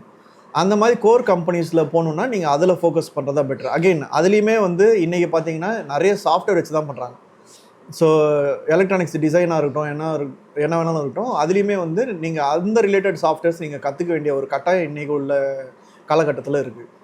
ஸோ அதுதான் என்னோட பதில். லைக் ஓகே ஷரத், நீங்கள் வந்து இன்டெல்லையும் ஒர்க் பண்ணியிருக்கீங்க, மைக்ரோசாஃப்ட்லேயும் ஒர்க் பண்ணிங்க, ரெண்டுமே யூஎஸ்லேயே. ஸோ இந்த 2 கம்பெனியில் நீங்கள் ஒர்க் பண்ணதில் உங்களுக்கு பிடிச்ச சில விஷயங்கள் ஷேர் பண்ணணும்னா? கண்டிப்பாக இந்த மாதிரி ஃபேங் கம்பெனிஸில் மெயினாக வந்து பார்த்திங்கன்னா அவங்களுக்கு வந்து ஒரு பெரிய ரோட் மேப் இருக்கும். ஃபார் எக்ஸாம்பிள் இந்த 2 கம்பெனிஸில் நான் ஒர்க் பண்ண பீரியடில் அவங்களுக்கு வந்து 5 வருஷத்தோட ரோட் மேப் இருக்கும். அதுவும் அவங்க ரோட் மேப் பண்ணுறது என்னென்னா, என் ப்ராடக்ட் 5 வருஷத்தில் எப்படி இருக்க போகுது, அதுக்கு நான் இந்த வருஷம் என்ன பண்ணுறேன், அடுத்த வருஷம் என்ன பண்ணுறேன் அப்படின்ற அந்த ஒரு விஷன் வந்து இந்த கம்பெனிஸ்க்கு இருக்கும். அதுக்கு ரீசன் என்னென்னா, இந்த கம்பெனிஸ் தான் உலகத்திலே பிரம்மாண்டமான கம்பெனிஸ், ரைட்? விச் மீன்ஸ் அவங்ககிட்ட காசு இருக்குது, அவங்களுக்கு வந்து உலகத்தோட ஒரு பார்வை வந்து நல்லாவே இருக்கும் மற்ற கம்பெனிஸை கம்பேர் பண்ணும்போது. அப்படி இருக்கும்போது அவங்களால வந்து 5 வருஷத்தில் நான் எங்கே இருப்பேன், அதே போல் என் ப்ராடக்ட் வந்து இந்த கஸ்டமருக்கு போகுது அந்த கஸ்டமருக்கு போகுதுன்றதை தாண்டி இந்த காண்டினென்ட்டில் என்னோடய சாஃப்ட்வேர் எந்த அளவுக்கு வேலை செய்ய போகுது, இந்த காண்டினென்ட்டில் என் யூசர்ஸ் யார், அந்த மாதிரியான ஒரு தொலைநோக்கு பார்வை இந்த கம்பெனிஸ்க்கு உண்டு, ரைட்? ஸோ அது எனக்கு ரொம்ப ஒரு வித்தியாசமான விஷயமா இருந்தது. இன்றைக்கி திரும்பி பார்க்கும்போது அது எனக்கு ஒரு பிடிச்ச விஷயம்ன்ட்டு சொல்லலாம். அவ்வளோ தூரத்துக்கு வந்து அவங்களால பார்க்க முடியுது, கிளாரிட்டியோட ஆப்ரேட் பண்ண முடியுது அப்படிங்கும்போது இன்ஜினியரிங்கில் உங்களுக்கு வந்து நிறைய திங்ஸ் வந்து அவ்வளோ சீக்கிரமாக சேஞ்ச் ஆகுது. அண்ட் இன்ஜினியர்ஸ்க்கும் அது போல் ஒரு வியூ இருக்கிறதுனால சேர்ந்து நம்ம அது முடிப்போம் அப்படின்ற ஒரு உணர்வு இருக்கும் எல்லாருக்கும் நடுவில். ஸோ டீம் பாண்டிங் இதிலலாம் வந்து அது நிறையவே ஆக்ட் ஆகும். ஒன்று. ரெண்டாவது வந்து இந்த கம்பெனிஸில் நான் பார்த்தது குவாலிட்டிக்கு வந்து அவ்வளோ இம்பார்ட்டன்ஸ் கொடுப்பாங்க. டெவலப்மெண்ட்டுக்கு எவ்வளோ இம்பார்ட்டன்ஸ் அது வரைக்கும் நான் அது போல் பார்த்ததில்லை, டு பி ஹானஸ்ட். மற்ற ஸ்டார்ட் அப்ஸ்லையும் பார்த்துருக்கேன், எல்லாமே குவாலிட்டிக்கு வந்து அவ்வளோ இம்பார்ட்டன்ஸ் கொடுக்க மாட்டாங்க. ஸோ குவாலிட்டி டீம் சில டீம்ஸில் நான் ஒர்க் பண்ணப்போ குவாலிட்டி டீம்ஸ் டெவலப்மெண்ட் டீமை விட பெருசாக இருக்கும். அதே போல் குவாலிட்டி டீம்ஸில் வந்து நாலேஜ் வந்து பயங்கரமாக இருக்கும். எங்களுக்கே அதாவது டெவலப்மெண்ட்டில் இல்லை ஒரு ஃபீச்சரில் டவுட் இருந்தால் குவாலிட்டி இன்ஜினியர்கிட்ட போய் வந்து பேசுவோம். அதே போல் வந்து குவாலிட்டி டீம்லேருந்து மட்டும் வந்து இல்லை இது ஏதோ சரியில்லைன்னு சொன்னால் ரிலீஸ் ஸ்டாப் பண்ணுறதுக்கு தயங்கவே மாட்டாங்க. என்ன விஷயம்ட்டு உட்காந்து நல்லா தரவாக பார்த்துட்டு தான் வந்து ரிலீஸ்க்கெலாம் போவாங்க. அதே போல் வந்து ஸ்லோவராக ஓவர் பீரியட் வந்து குவாலிட்டிக்கும் டெவலப்மெண்ட்டுக்கும் வந்து உள்ள கேப் வந்து நல்லாவே ரெடியூஸ் பண்ணிட்டாங்க, ரைட்? ஸோ அது ஒரு மேஜர் ஷிஃப்டாக நான் பார்த்துருக்கேன். அது எனக்கு ரொம்ப பிடிச்ச விஷயம் வந்து அங்கே தான் நான் குவாலிட்டி கான்ஷியஸ்னஸ்ன்றது என்னன்றதை நல்லா கற்றுக்கிட்டேன். மூணாவது விஷயம் வந்து பார்த்திங்கன்னா, நிறைய விஷயங்களை வந்து ஆட்டோமேட் பண்ணிவிடுவாங்க நிறைய இடத்துல. ஸோ தட் வந்து இன்ஜினியர்ஸ் வந்து எங்கே அவங்க பிரெயின் பவரை யூஸ் பண்ணி ப்ராப்ளம் ஆக்சுவலி சால்வ் பண்ணுமோ அந்த இடத்துல மெயினாக சால்வ் பண்ணுவாங்க. மற்றபடி ரிப்போர்ட் ஜென்ரேஷன் இதெல்லாம் வந்து உட்காந்து டெய்லியும் ஒரு ரிப்போர்ட் அசம்பிள் பண்ணுறதோ இந்த மாதிரி விஷயங்கள் வந்து அவங்க கம்மியாக பண்ணிட்டு இருக்காங்க. அட்லீஸ்ட் நான் ஒர்க் பண்ண டீம்ஸில் அகெயின் ஃபேன் கம்பெனிஸ் எல்லாமே ரொம்ப பெருசு. அதில் நான் ஒர்க் பண்ண டீம்ஸில் இந்த மாதிரி திங்ஸ் எல்லாம் எனக்கு ரொம்ப பிடிச்சிருந்துச்சு. ஸோ இது இன்னொரு விஷயம். அதே போல் டெவலப்மெண்ட் கல்ச்சர் பார்த்திங்கன்னா நம்ம புக்கில் சாஃப்ட்வேர் இன்ஜினியரிங் புக்கில் படிச்சிருப்போம். ஃபஸ்ட்டு வந்து டிசைன் பண்ணணும், அதுக்கப்புறம் கோட் பண்ணணும், அப்புறம் யூனிட் டெஸ்ட் எழுதணும், அதுக்கப்புறம் வந்து இன்டகிரேஷன் டெஸ்ட் பண்ணணும், பிளாக் பாக்ஸ் டெஸ்ட் பண்ணணும். இதெல்லாம் நம்ம சாஃப்ட்வேர் இன்ஜினியரிங்கில் படிச்சிருப்போம். அங்கே வந்து அது டு த டாட் வந்து எவ்வளோ முடியுமோ அதை ஃபாலோ பண்ணிட்டு இருந்தாங்க. ஸோ ஃபார் எக்ஸாம்பிள் என்னோட டெய்லி டாஸ்கில் வந்து பார்த்திங்கன்னா எனக்கு ஒரு ரெக்குயர்மெண்ட் கொடுத்துருப்பான், நான் கோட் அடிப்பேன். நான் யூனிட் டெஸ்ட் எழுதி ரன் ஆகலைன்னா அதை வந்து பீர் ரிவ்யூ சிஸ்டமுக்கு புஷ்ஷே பண்ண முடியாது. அந்தளவுக்கு வந்து கார்ட் ரெயில்ஸ் போட்டு வச்சுருந்தாங்க. பீர் ரிவ்யூவில் வந்து அட்லீஸ்ட் வந்து 2 பேர் அப்ரூவன் போடலன்னா அது வந்து ஸ்டேஜிங்க்கு மூவ் ஆக சான்ஸே கிடையாது. நான் என்ன பண்ணாலும் அது மூவ் ஆகுது. இந்த அளவுக்கு வந்து அவங்க கல்ச்சரில் வந்து ஒவ்வொரு விஷயமே யோசித்து அவங்க வந்து இன்வெஸ்ட் பண்ணி பண்ணுறாங்க. அண்டு இதனால் என்ன ஆகும், நீங்கள் வந்து ஒரு ரெக்குயர்மெண்ட் வாங்கி கோட் பண்ணி அது ப்ரொடக்ஷனுக்கு போகிறதுக்கு ரொம்ப டைம் எடுக்கும். But they invest that much in terms of development குவாலிட்டியாக இருக்கட்டும், கல்ச்சர் ப்ராசஸ் எல்லாத்துலேயுமே அவங்க அதில் இன்வெஸ்ட் பண்ணி பண்ணுறாங்க. அதனால தான் அவங்க ப்ராடக்ட்ஸும் பார்த்திங்கன்னா எக்ஸ்பென்சிவாக தான் இருக்க போகுது. இவ்வளோ தூரத்துக்கு அவங்க இன்வெஸ்ட் பண்ணி பண்ணும்போது மேபி ஸ்கேல் ஆகும்போது அதோட காஸ்ட் குறையலாம். பட் நீங்கள் ஒரு லெட்ஸே வாட்ஸ்அப் பண்ணுறதுக்கும் அவங்க ஒரு வாட்ஸ்அப் பண்ணுறதுக்கும் இந்த ஃபேக்டர்ஸ் எல்லாமே இன்வால்வ் ஆகும். அண்ட் ஸ்கேலை பற்றி பேசுனதுனால ஸ்கேலிங்கில் வந்து பார்த்திங்கன்னா அவங்க சாஃப்ட்வேர்ஸ் எல்லாமே வந்து was at very very large scale. அதுவும் எனக்கு ரொம்ப பிடிச்ச ஒரு விஷயம் வந்து ஏன்னா அதில் வந்து ப்ராப்ளம் சால்விங் வந்து நீங்கள் நிறையவே யூஸ் பண்ணணும். உங்கள் பிரெயின் பவரை வந்து ப்ராப்ளம் சால்விங் நிறைய யூஸ் பண்ண வேண்டியிருக்கும். எந்த ஒரு விஷயம் பண்ணாலும் ஸ்கேலுக்கு யூஸ் பண்ணணும். ஓகே நான் கோட் எழுதுனேன், இது ஒர்க் அது ஓகே அப்படின்னு விட்டுற முடியாது. நீங்கள் அதுக்கு வந்து எப்படி ஸ்கேல் ஆகும், நாளைக்கு எப்படி அதை பர்ஃபார்மன்ஸ் வந்து எவலுவேட் பண்ணணும், அப்சர்வபிலிட்டி இந்த மாதிரி விஷயங்கள்லாம் வந்து நீங்கள் அங்கே ஹேண்ட்ஸ் ஆனாக பார்க்கலாம்.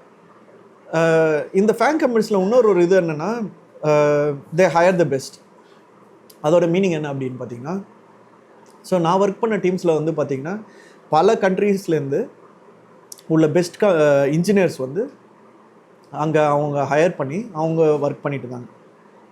ஸோ நானும் வந்து நம்ம இந்தியாவிலேருந்து போகும்போது எனக்கு ரொம்ப வித்தியாசமாக இருந்தது, ரைட்? இதனால் என்னென்னா, நீங்கள் ஒரு வேலை பார்க்குறீங்கன்னா அது வந்து கண்டிப்பாக ரிவ்யூ போகும். அண்ட் இந்த பெஸ்ட்டு பிரெயின்ஸ் வந்து அதை ரிவ்யூ பண்ணி உங்களுக்கு கொடுக்கக்கூடிய ஃபீட்பேக் வந்து was very very different and ரொம்ப தரவாக இருக்கும். இதனால் வந்து ஃபஸ்ட் இனிஷியலி எனக்கு ரொம்ப பெயின்ஃபுல்லாக இருந்தது. ஏன்னா நான் எந்த லைன் ஆஃப் கோட் எழுதுனா என்னடா இவ்வளோ கேள்வி கேட்குறாங்க, கேள்வி கேட்டு என்னை காலி பண்ணிவிடுவாங்க போல இருக்குது அப்படின்ட்டு ஃபஸ்ட்டு நான் ஒரு தப்பான இம்ப்ரெஷனில் இருந்தேன். அப்புறம் போக போக தான் பழக அதுக்கப்புறம் தான் அது எனக்கு ரொம்பவே புரிய ஆரம்பிச்சது.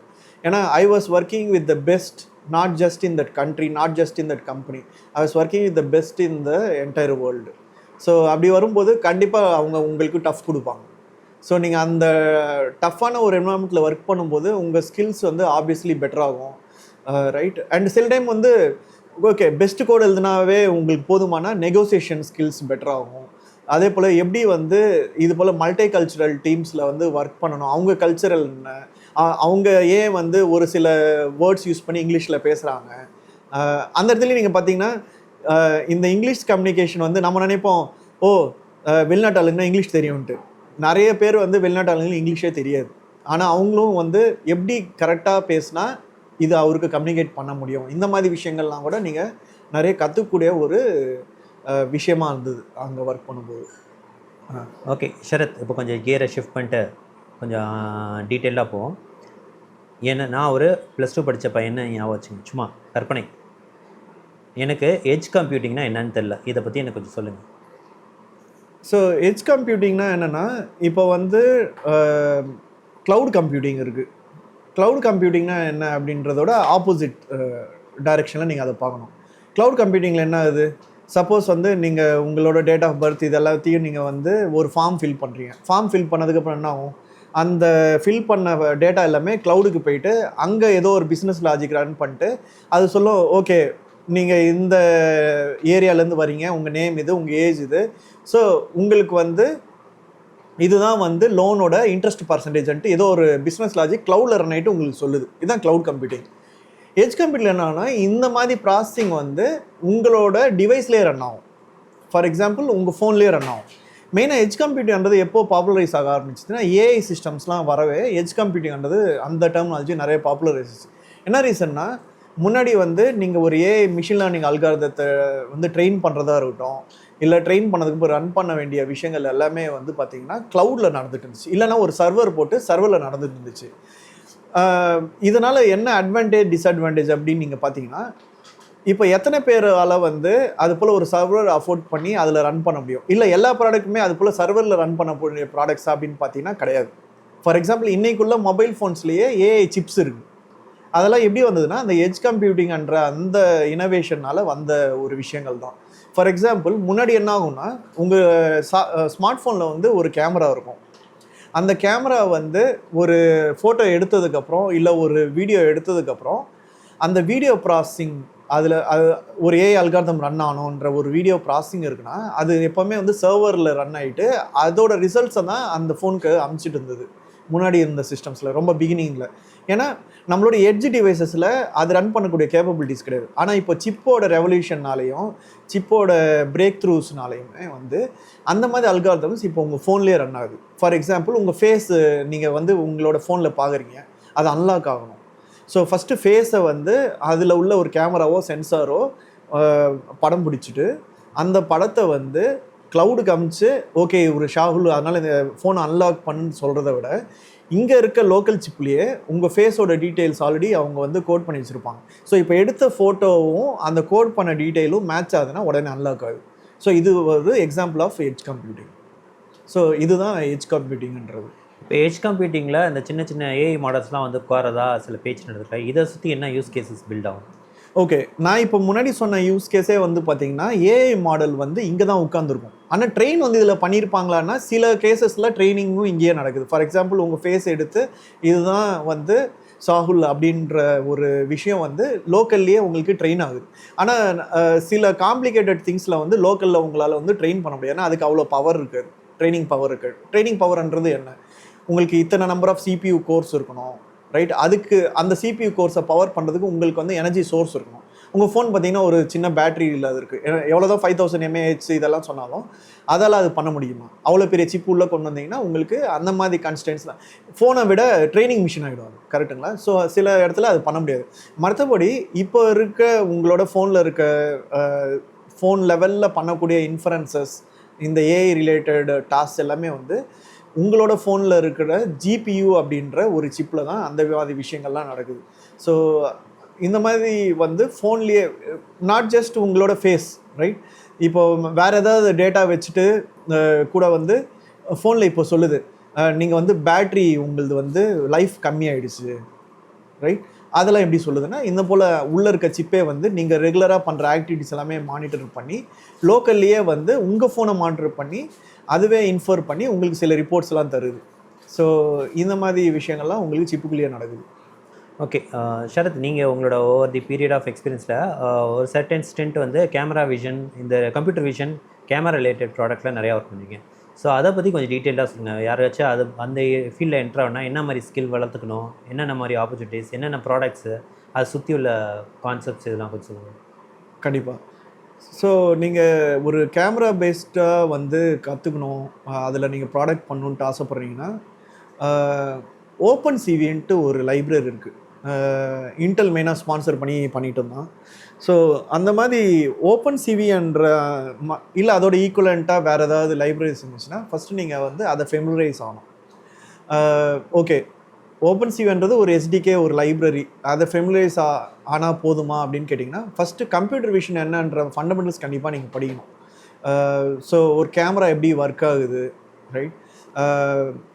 கேமரா எப்படி ஒர்க் ஆகுதுன்னா, நம்ம ஒரு ஃபோட்டோ எடுக்கிறோம், அந்த ஃபோட்டோ எப்படி ஸ்டோர் ஆகுது, பிக்சல்ஸாக ஸ்டோர் ஆகுது, பிக்சல் ஸ்டோரேஜ்னால் என்ன, ரைட்?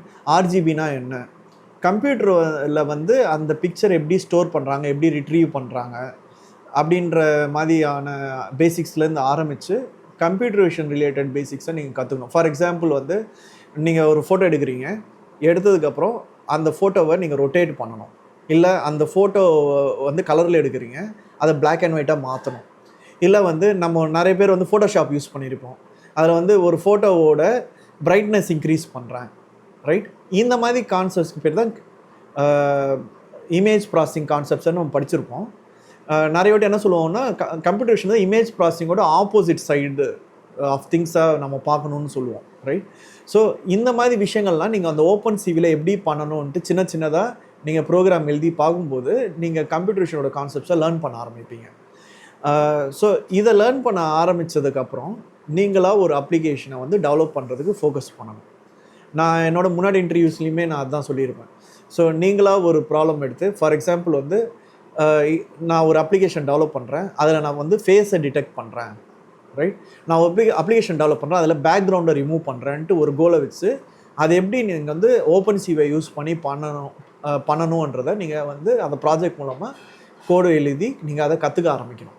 இப்படி பண்ண ஆரம்பிச்சிங்கன்னா நீங்கள் இந்த கம்ப்யூட்டர் விஷன் ஃபீல்டை பற்றி நிறைய அண்டர்ஸ்டாண்ட் பண்ண ஆரம்பிப்பீங்க. எப்படி அதில் உள்ள அப்ளிகேஷன்ஸ் டெவலப் பண்ணணும், அல்காரிதம்ஸ் எப்படி டெவலப் பண்ணணுன்ட்டு நீங்கள் கற்றுக்க ஆரம்பிப்பீங்க. அது மூலமாக நீங்கள் இந்த மாதிரி ஃபீல்ட்ஸில் என்ட்ரு ஆகிறதுக்கு உங்களுக்கு வாய்ப்புகள் வந்து அதிகம். சரத், நான் வந்து பார்க்குற ஒன் ஆஃப் தி சேனல் வந்து வேம் டெஸ்லா கேம், அதில் வந்து டெஸ்லாவோட உள்ள கேமராஸில் கேப்சர் ஆகிருக்க வேரியஸ் கிராஷஸ் பற்றி அவர் போடாரு. நல்லா இன்ட்ரெஸ்டிங்காக இருக்கும். அந்த கேமரா வச்சு எப்படி ஆட்டானமஸாக அது தன்னோட கொலிஷன்லேருந்து அவாய்ட் பண்ணுறதுலாம் காட்டுவாங்க. ஸோ இதை பற்றி கொஞ்சம் சொல்லுங்கள். இந்த கேமராஸ்லாம் என்ன, காரில் என்ன வேலை பார்க்குது எப்படின்னு அது கொஞ்சம் ஐடியா கொடுங்க.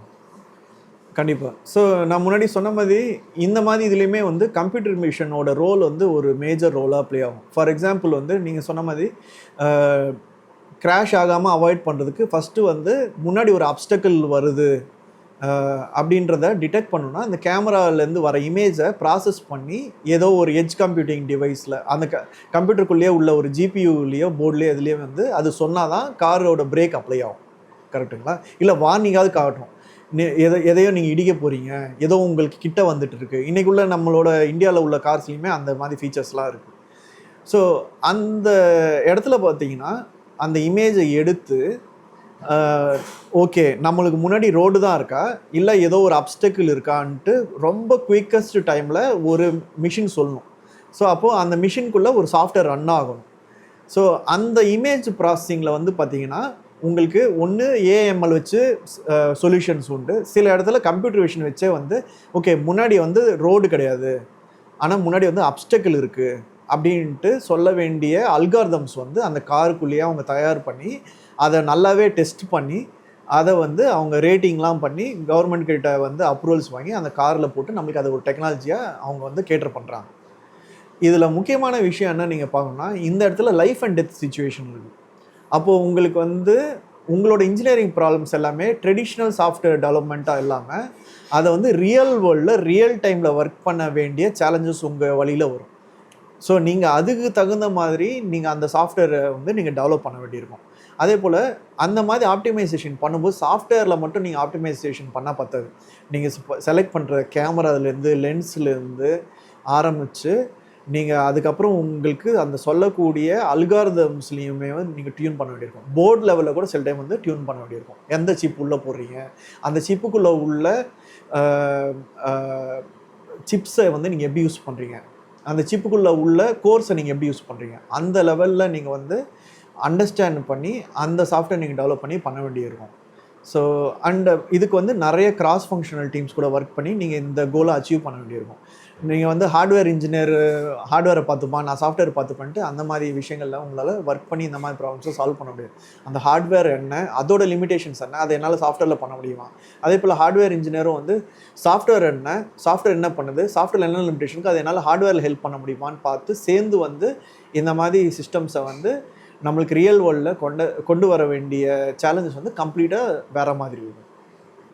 எனக்கு கேட்கப்பட்ட சில கேள்விகளில் வந்தீங்கன்னா நிறைய பேர் நான் ஐடி பேக்ரவுண்ட், அதாவது காமர்ஸ், ஆர்ட்ஸ் அண்ட் சயின்ஸில் படிக்கிற பசங்க எப்படி வந்து பிஎஸ்சி இந்த மாதிரி படிக்கிற பசங்க எப்படி ஐடி ஃபீல்டில் என்டர் ஆகுது, என்ன மாதிரி ரோட் மேப் ஃபாலோ பண்ணால் அவங்க இதுக்குள்ளே வரலாம், இதை பற்றி கொஞ்சம் சொல்லுங்கள். ஸோ பிஎஸ்சி, பிகாம் இந்த மாதிரி ஸ்ட்ரீம்ஸ்லேருந்து படித்து வந்தவங்க இண்டஸ்ட்ரியில் ஒர்க் பண்ணுறது ஒரு புது விஷயம் ஒன்றும் கிடையாது. ஆல்ரெடி வந்து நிறைய பேர் இண்டஸ்ட்ரியில் இருக்காங்க. ஸோ இந்த பேக்ரவுண்ட்லேருந்து வரவங்க ஐடியில் வந்து ஒர்க் பண்ணணுன்ட்டு ஆசைப்பட்றாங்கன்னா அவங்களுக்கு கண்டிப்பாக வந்து கம்ப்யூட்டர் சயின்ஸ் நாலேஜ் இருக்கணும். நான் அதை ஏன் சொல்கிறேன்னா, லெட்ஸே இந்த ஸ்ட்ரீம்ஸ்லேருந்து வரவங்க வந்து ஒரு ஐடி ஜாப்க்கு அப்ளை பண்ணுறாங்க. ஸோ அந்த ஜாப்க்கு யார் வரப்போகிறாங்க, இன்ஜினியரிங் படித்தவங்க ஆப்வியஸ்லி வரப்போகிறாங்க. ஸோ அவங்க கூட நீங்கள் கம்ப்ளீட் பண்ணணும். இன்ஜினியரிங் படித்தவங்களுக்கு வந்து அவங்களா படிக்கிறாங்களோ இல்லையோ காலேஜில் கண்டிப்பாக வந்து கம்ப்யூட்டர் சயின்ஸ் ரிலேட்டட் திங்ஸ் அவங்களுக்கு வந்து சொல்லித்தராங்க. அப்படின்னும்போது உங்களுக்கு இன்டர்வியூவில் கேட்குற கொஷின்ஸும் வந்து பார்த்தீங்கன்னா கம்ப்யூட்டர் சயின்ஸ் ரிலேட்டட் கொஷின்ஸாக தான் இருக்க போகுது. உங்கள் பிஎஸ்சிலேருந்து ஃபிசிக்ஸ்லேருந்தோ இல்லை ஒரு பிகாம்லேருந்து கொஷின்ஸ் கேட்க போகிறது கிடையாது. ஸோ அப்படி நீங்கள் கம்ப்ளீட் பண்ணும்போது ஆப்வியஸாக நீங்கள் வந்து அந்த ஃபீல்டு ரிலேட்டடாக ஆன்சர் பண்ணணும். அப்போ உங்களுக்கு அதில் ட்ரைனிங் தேவை.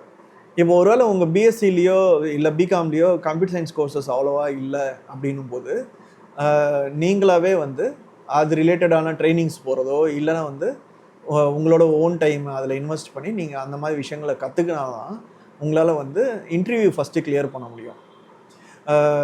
ஸோ இதுதான் வந்து ரொம்ப முக்கியமான ஒரு ஆஸ்பெக்ட் இந்த ஃபீல்ட்ஸ்லேருந்து வரவங்களுக்கு. ஓகே ஷரத், நீங்கள் கேரியரில் ஃபேஸ் பண்ண சேலஞ்சஸ், அது உங்களுக்கு கற்றுக் கொடுத்த லெசன்ஸ்? ஆப்வியஸ்லி கெரியரில் எந்த கெரியராக வேணாலும் இருக்கட்டும், ஐடி மட்டுமே இல்லை, நீங்கள் க்ரோ ஆகணும், ப்ராக்ரெஸ் ஆகணும் அப்படின்னீங்கன்னா சேலஞ்சஸை ஃபேஸ் பண்ணி தான் ஆகணும். நீங்கள் அந்த சேலஞ்சஸ் எடுத்துக்கணும், இல்லை உங்கள் வழியில் வர சேலஞ்சஸை வந்து நீங்கள் கன்சிடர் பண்ணி அதை தாண்டி போகணும். ஸோ சில சேலஞ்சஸ் நான் இனிஷியல் டேஸில் ஃபேஸ் பண்ணது, ஈவன் மிட் கரியரில் ஃபேஸ் பண்ணது என்னென்னா கம்யூனிகேஷன் சேலஞ்சஸ் கண்டிப்பாக இருந்தது. அந்தந்த எக்ஸ்பீரியன்ஸ் வரும்போது அந்தந்த லெவல் ஆஃப் கம்யூனிகேஷன்ஸ் வந்து எதிர்பார்ப்பாங்க. அண்டு உங்கள் பீர்ஸ் வந்து நல்ல ஒரு ஸ்மார்ட்டான ஒரு குரூப்பு, நல்ல ஒரு ப்ரொஃபஷ்னல் செட்டப்பில் நீங்கள் ஒர்க் பண்ணுறீங்கன்னா கண்டிப்பாக நீங்கள் அந்த இடத்துல வந்து நீங்கள் கம்ப்ளீட் பண்ணுறீங்களோ இல்லையோ உங்களுக்கு உள்ள இந்த மாதிரி ஸ்கில்ஸ் வந்து கம்ப்ளீட் பண்ண ஆரம்பிக்கும். கம்யூனிகேஷனாக இருக்கட்டும், சாஃப்ட் ஸ்கில்ஸாக இருக்கட்டும், இந்த மாதிரி விஷயங்கள் வந்து எக்ஸ்பீரியன்ஸில் நான் சேலஞ்சஸ் ஃபேஸும் பண்ணியிருக்கேன், கற்றும் இருக்கேன். டெக்னிக்கலாக வந்து பல வருஷத்துக்கு முன்னாடி நான் என்ன கற்றுக்கிட்டேன்னா, எஸ்பெஷலி ஹேண்ட்ஸானாக இருக்கும்போது படித்தது எல்லாமே அப்படியே வந்து கோடில் போய் எழுதணும் அப்படின்ட்டு ஆசைப்படுவேன். ஏன்னா கோடிங் தான் நம்மளோட ஆப்பர்ச்சுனிட்டி கற்றுக்கிறதுக்கு. அப்படி பண்ணும்போது ஒன் ஆஃப் த ஃபேங் கம்பெனியில் என்ன பண்ணேன்னா, ஒரு சிம்பிள் ப்ராப்ளம் ஒன்று கொடுத்துருந்தாங்க. அப்போ எனக்கு அது சொல்ல தெரியல, சிம்பிள் ப்ராப்ளம்ட்டு ஒரு ப்ராப்ளம் கொடுத்துருந்தாங்க. அந்த ப்ராப்ளம்க்கு நான் என்ன பண்ணேன்னா எல்எல்டி ஹெச்எல்டி எல்லாமே போட்டு ரொம்ப கான்ஃபிடென்ஸோட நான் என்னோட பீர் ரிவ்யூ போனேன். பீர் ரிவ்யூவர் யாருன்னு பார்த்தீங்கன்னா என்னோட டெக்னிக்கல் லீட். அவருக்கு ஆல்ரெடி இண்டஸ்ட்ரியில் ஒரு 40 வருஷம் எக்ஸ்பீரியன்ஸ் இருந்தது. அவர் எல்லாமே பொறுமையாக பார்த்துட்டு என்ன கேட்டார்னா, இவ்வளோ இந்த சிம்பிள் ப்ராப்ளம் தேவையா அப்படின்னு கேட்டார். நான் அந்த செகண்ட் அந்த நொடி வரைக்கும் வந்து நான் அதை யோசித்தது கூட கிடையாது.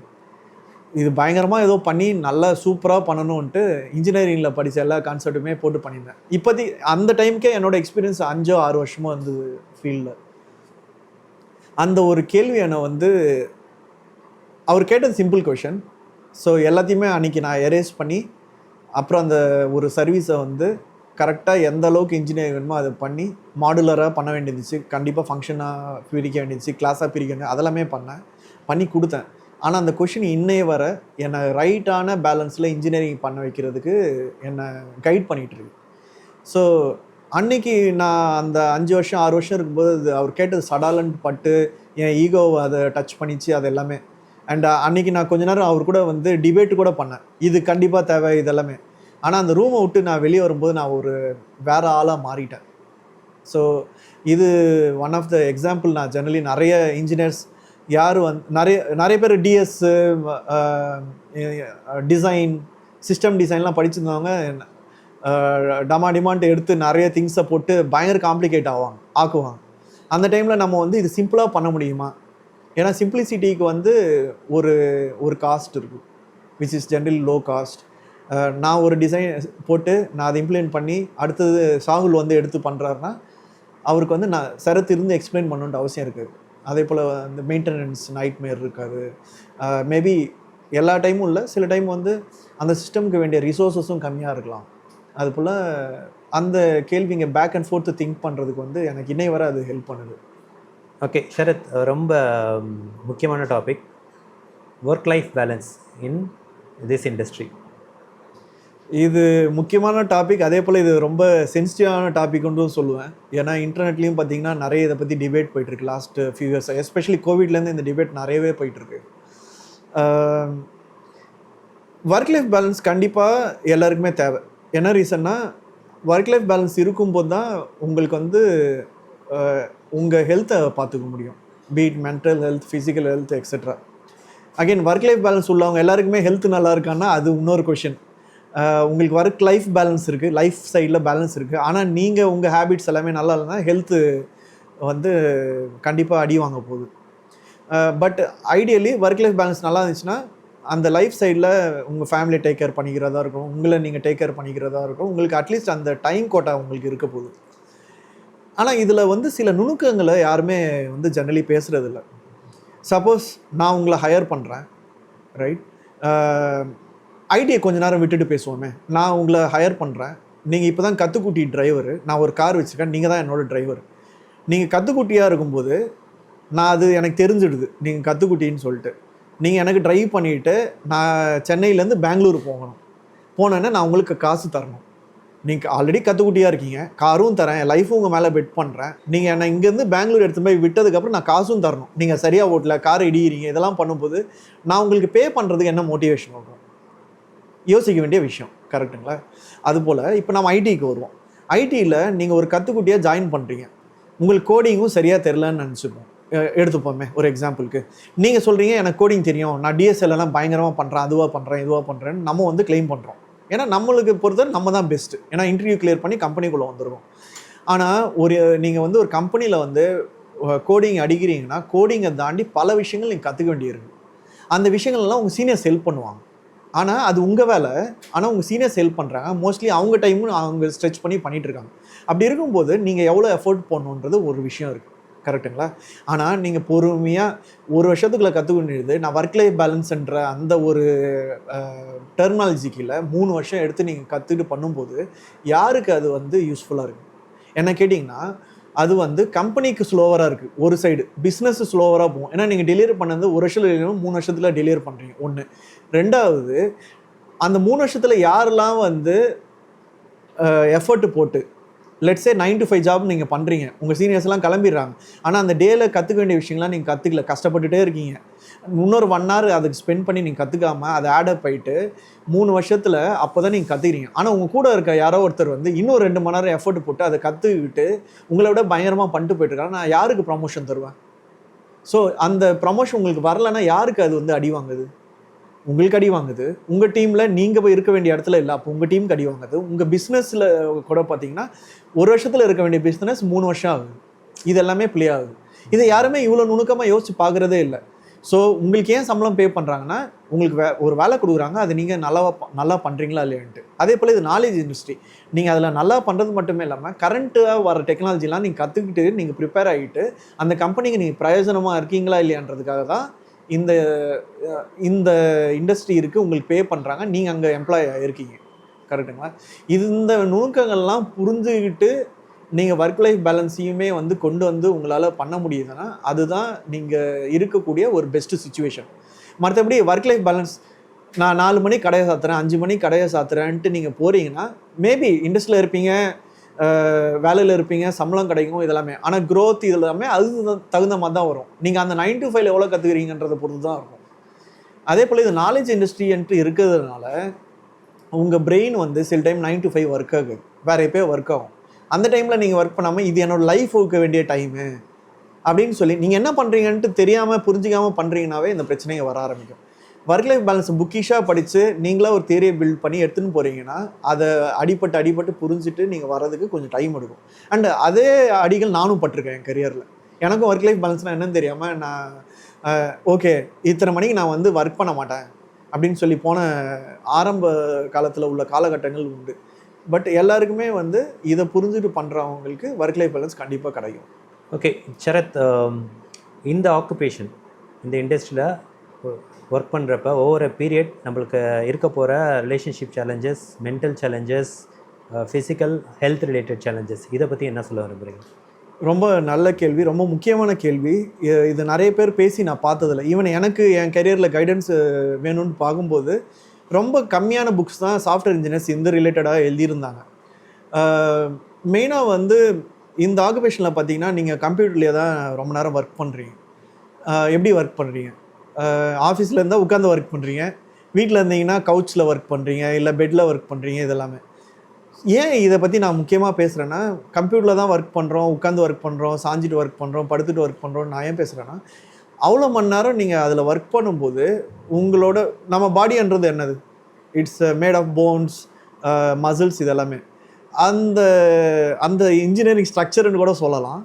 அது எல்லாமே வந்து அதுக்கு நீங்கள் ஒரு சில பார்ட் ரொம்ப ஸ்ட்ரெயின் ஆகும். உட்காந்துருக்கீங்கன்னா உங்கள் கால்லேருந்து உங்கள் பேக்லேருந்து உங்கள் கழுத்து, கை எல்லாமே ரொம்ப ஸ்ட்ரெயின் ஆகுது.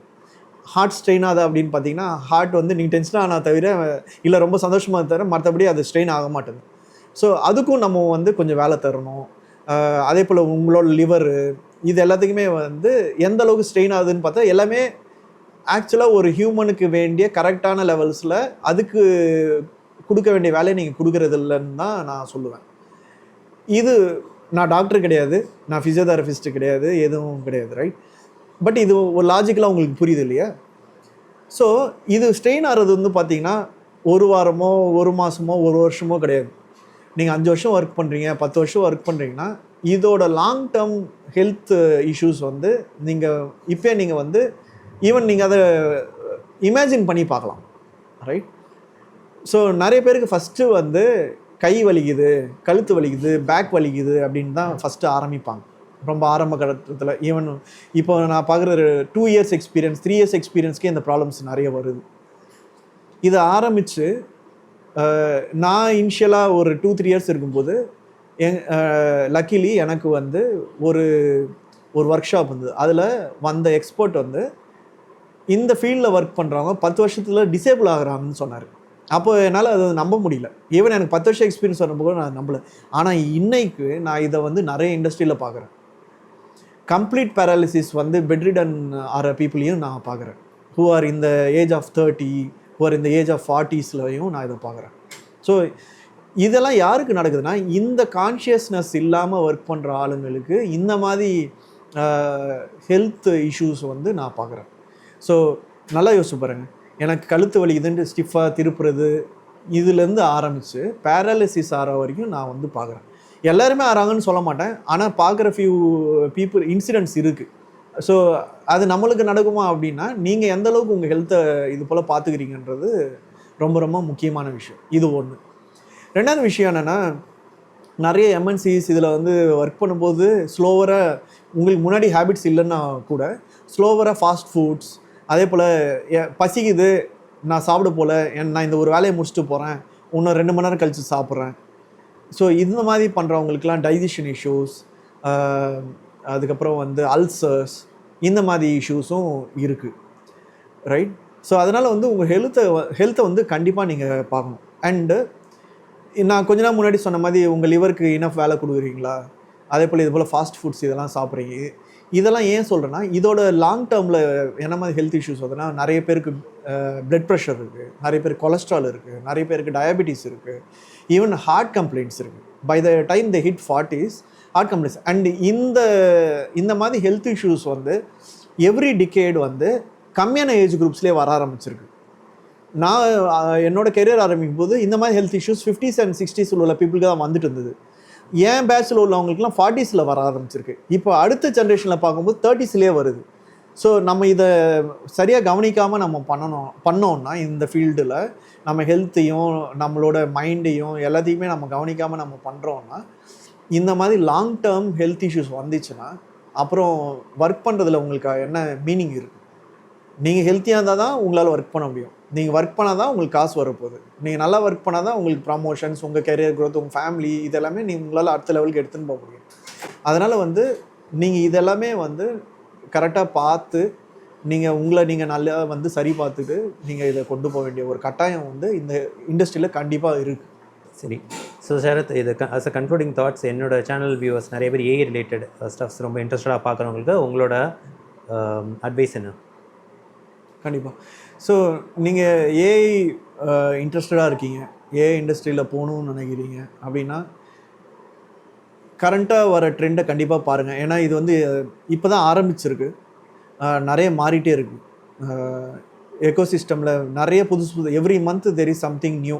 எஸ்பெஷலி நீங்கள் எல்எல்எம்ஸ் அதெல்லாம் எடுத்தீங்கன்னா அதெல்லாமே வந்து பாருங்கள், படிங்க, இது எல்லாமே வந்து பண்ணுங்கள். அதில் முக்கியமாக நீங்கள் என்ன பண்ணணுன்னா ஃபோக்கஸ்டாக ஒரு இதில் இருங்க. என்ன புதுசாக நீங்கள் கற்றுருக்கீங்க, ரைட்? அதே போல் நான் முன்னாடி என்னோடய இன்டர்வியூவில் சொன்ன மாதிரி நீங்கள் ஒரு ப்ராப்ளம் எடுத்துக்கோங்க, அந்த ப்ராப்ளமில் என்ன கற்றுக்க முடியுதுன்னு பாருங்கள், ரைட்? தெரியலனா படித்து அதை அப்ளை பண்ணி ஹேண்ட்ஸானாக பண்ணி பாருங்கள். அப்படி ஒன்றை வச்சுக்கிட்டு அதில் வந்து நிறைய கற்றுக்க பாருங்கள். ஓகே, நான் ஒரு விஷயத்தை எடுத்துக்கிட்டேன், நான் இந்த மாதிரி லெட்ஸே பீப்புளை டிடெக்ட் பண்ணுறேன் அப்படின்ட்டு ஒரு ப்ராப்ளம் நான் எடுத்துக்கிறேன். ஸோ அதில் வந்து நான் நல்லா கற்றுக்கிட்டேன். இதுக்கப்புறம் என்ன பண்ணணுன்னா இன்னொரு ப்ராப்ளம் ஸ்டேட்மெண்ட் எடுத்துக்கோங்க. உங்களுக்கு வேலை கிடைக்கிற வரைக்கும் நீங்கள் ஹேண்ட்ஸானாக ஏதாவது ஒன்று பண்ணிகிட்டே இருக்கணும். அதை தான் நான் வந்து சஜஸ்ட் பண்ணுவேன். Okay Sarath, thank you. Thanks for the time, உங்கள் சண்டே டைமில் ஒதுக்கி டிஸ்கஸ் பண்ணதுக்கு. Thank you viewers. வேறு எதுவும் உங்களுக்கு இதில் நாங்கள் டிஸ்கஸ் பண்ணதில் எதுவும் கொஸ்டின்ஸ் இருந்துச்சுன்னா கமெண்ட் செக்ஷனில் சொல்லுங்கள். Maybe will find some time for future podcast and answer this. Thank you. Thanks sir. Thank you. By.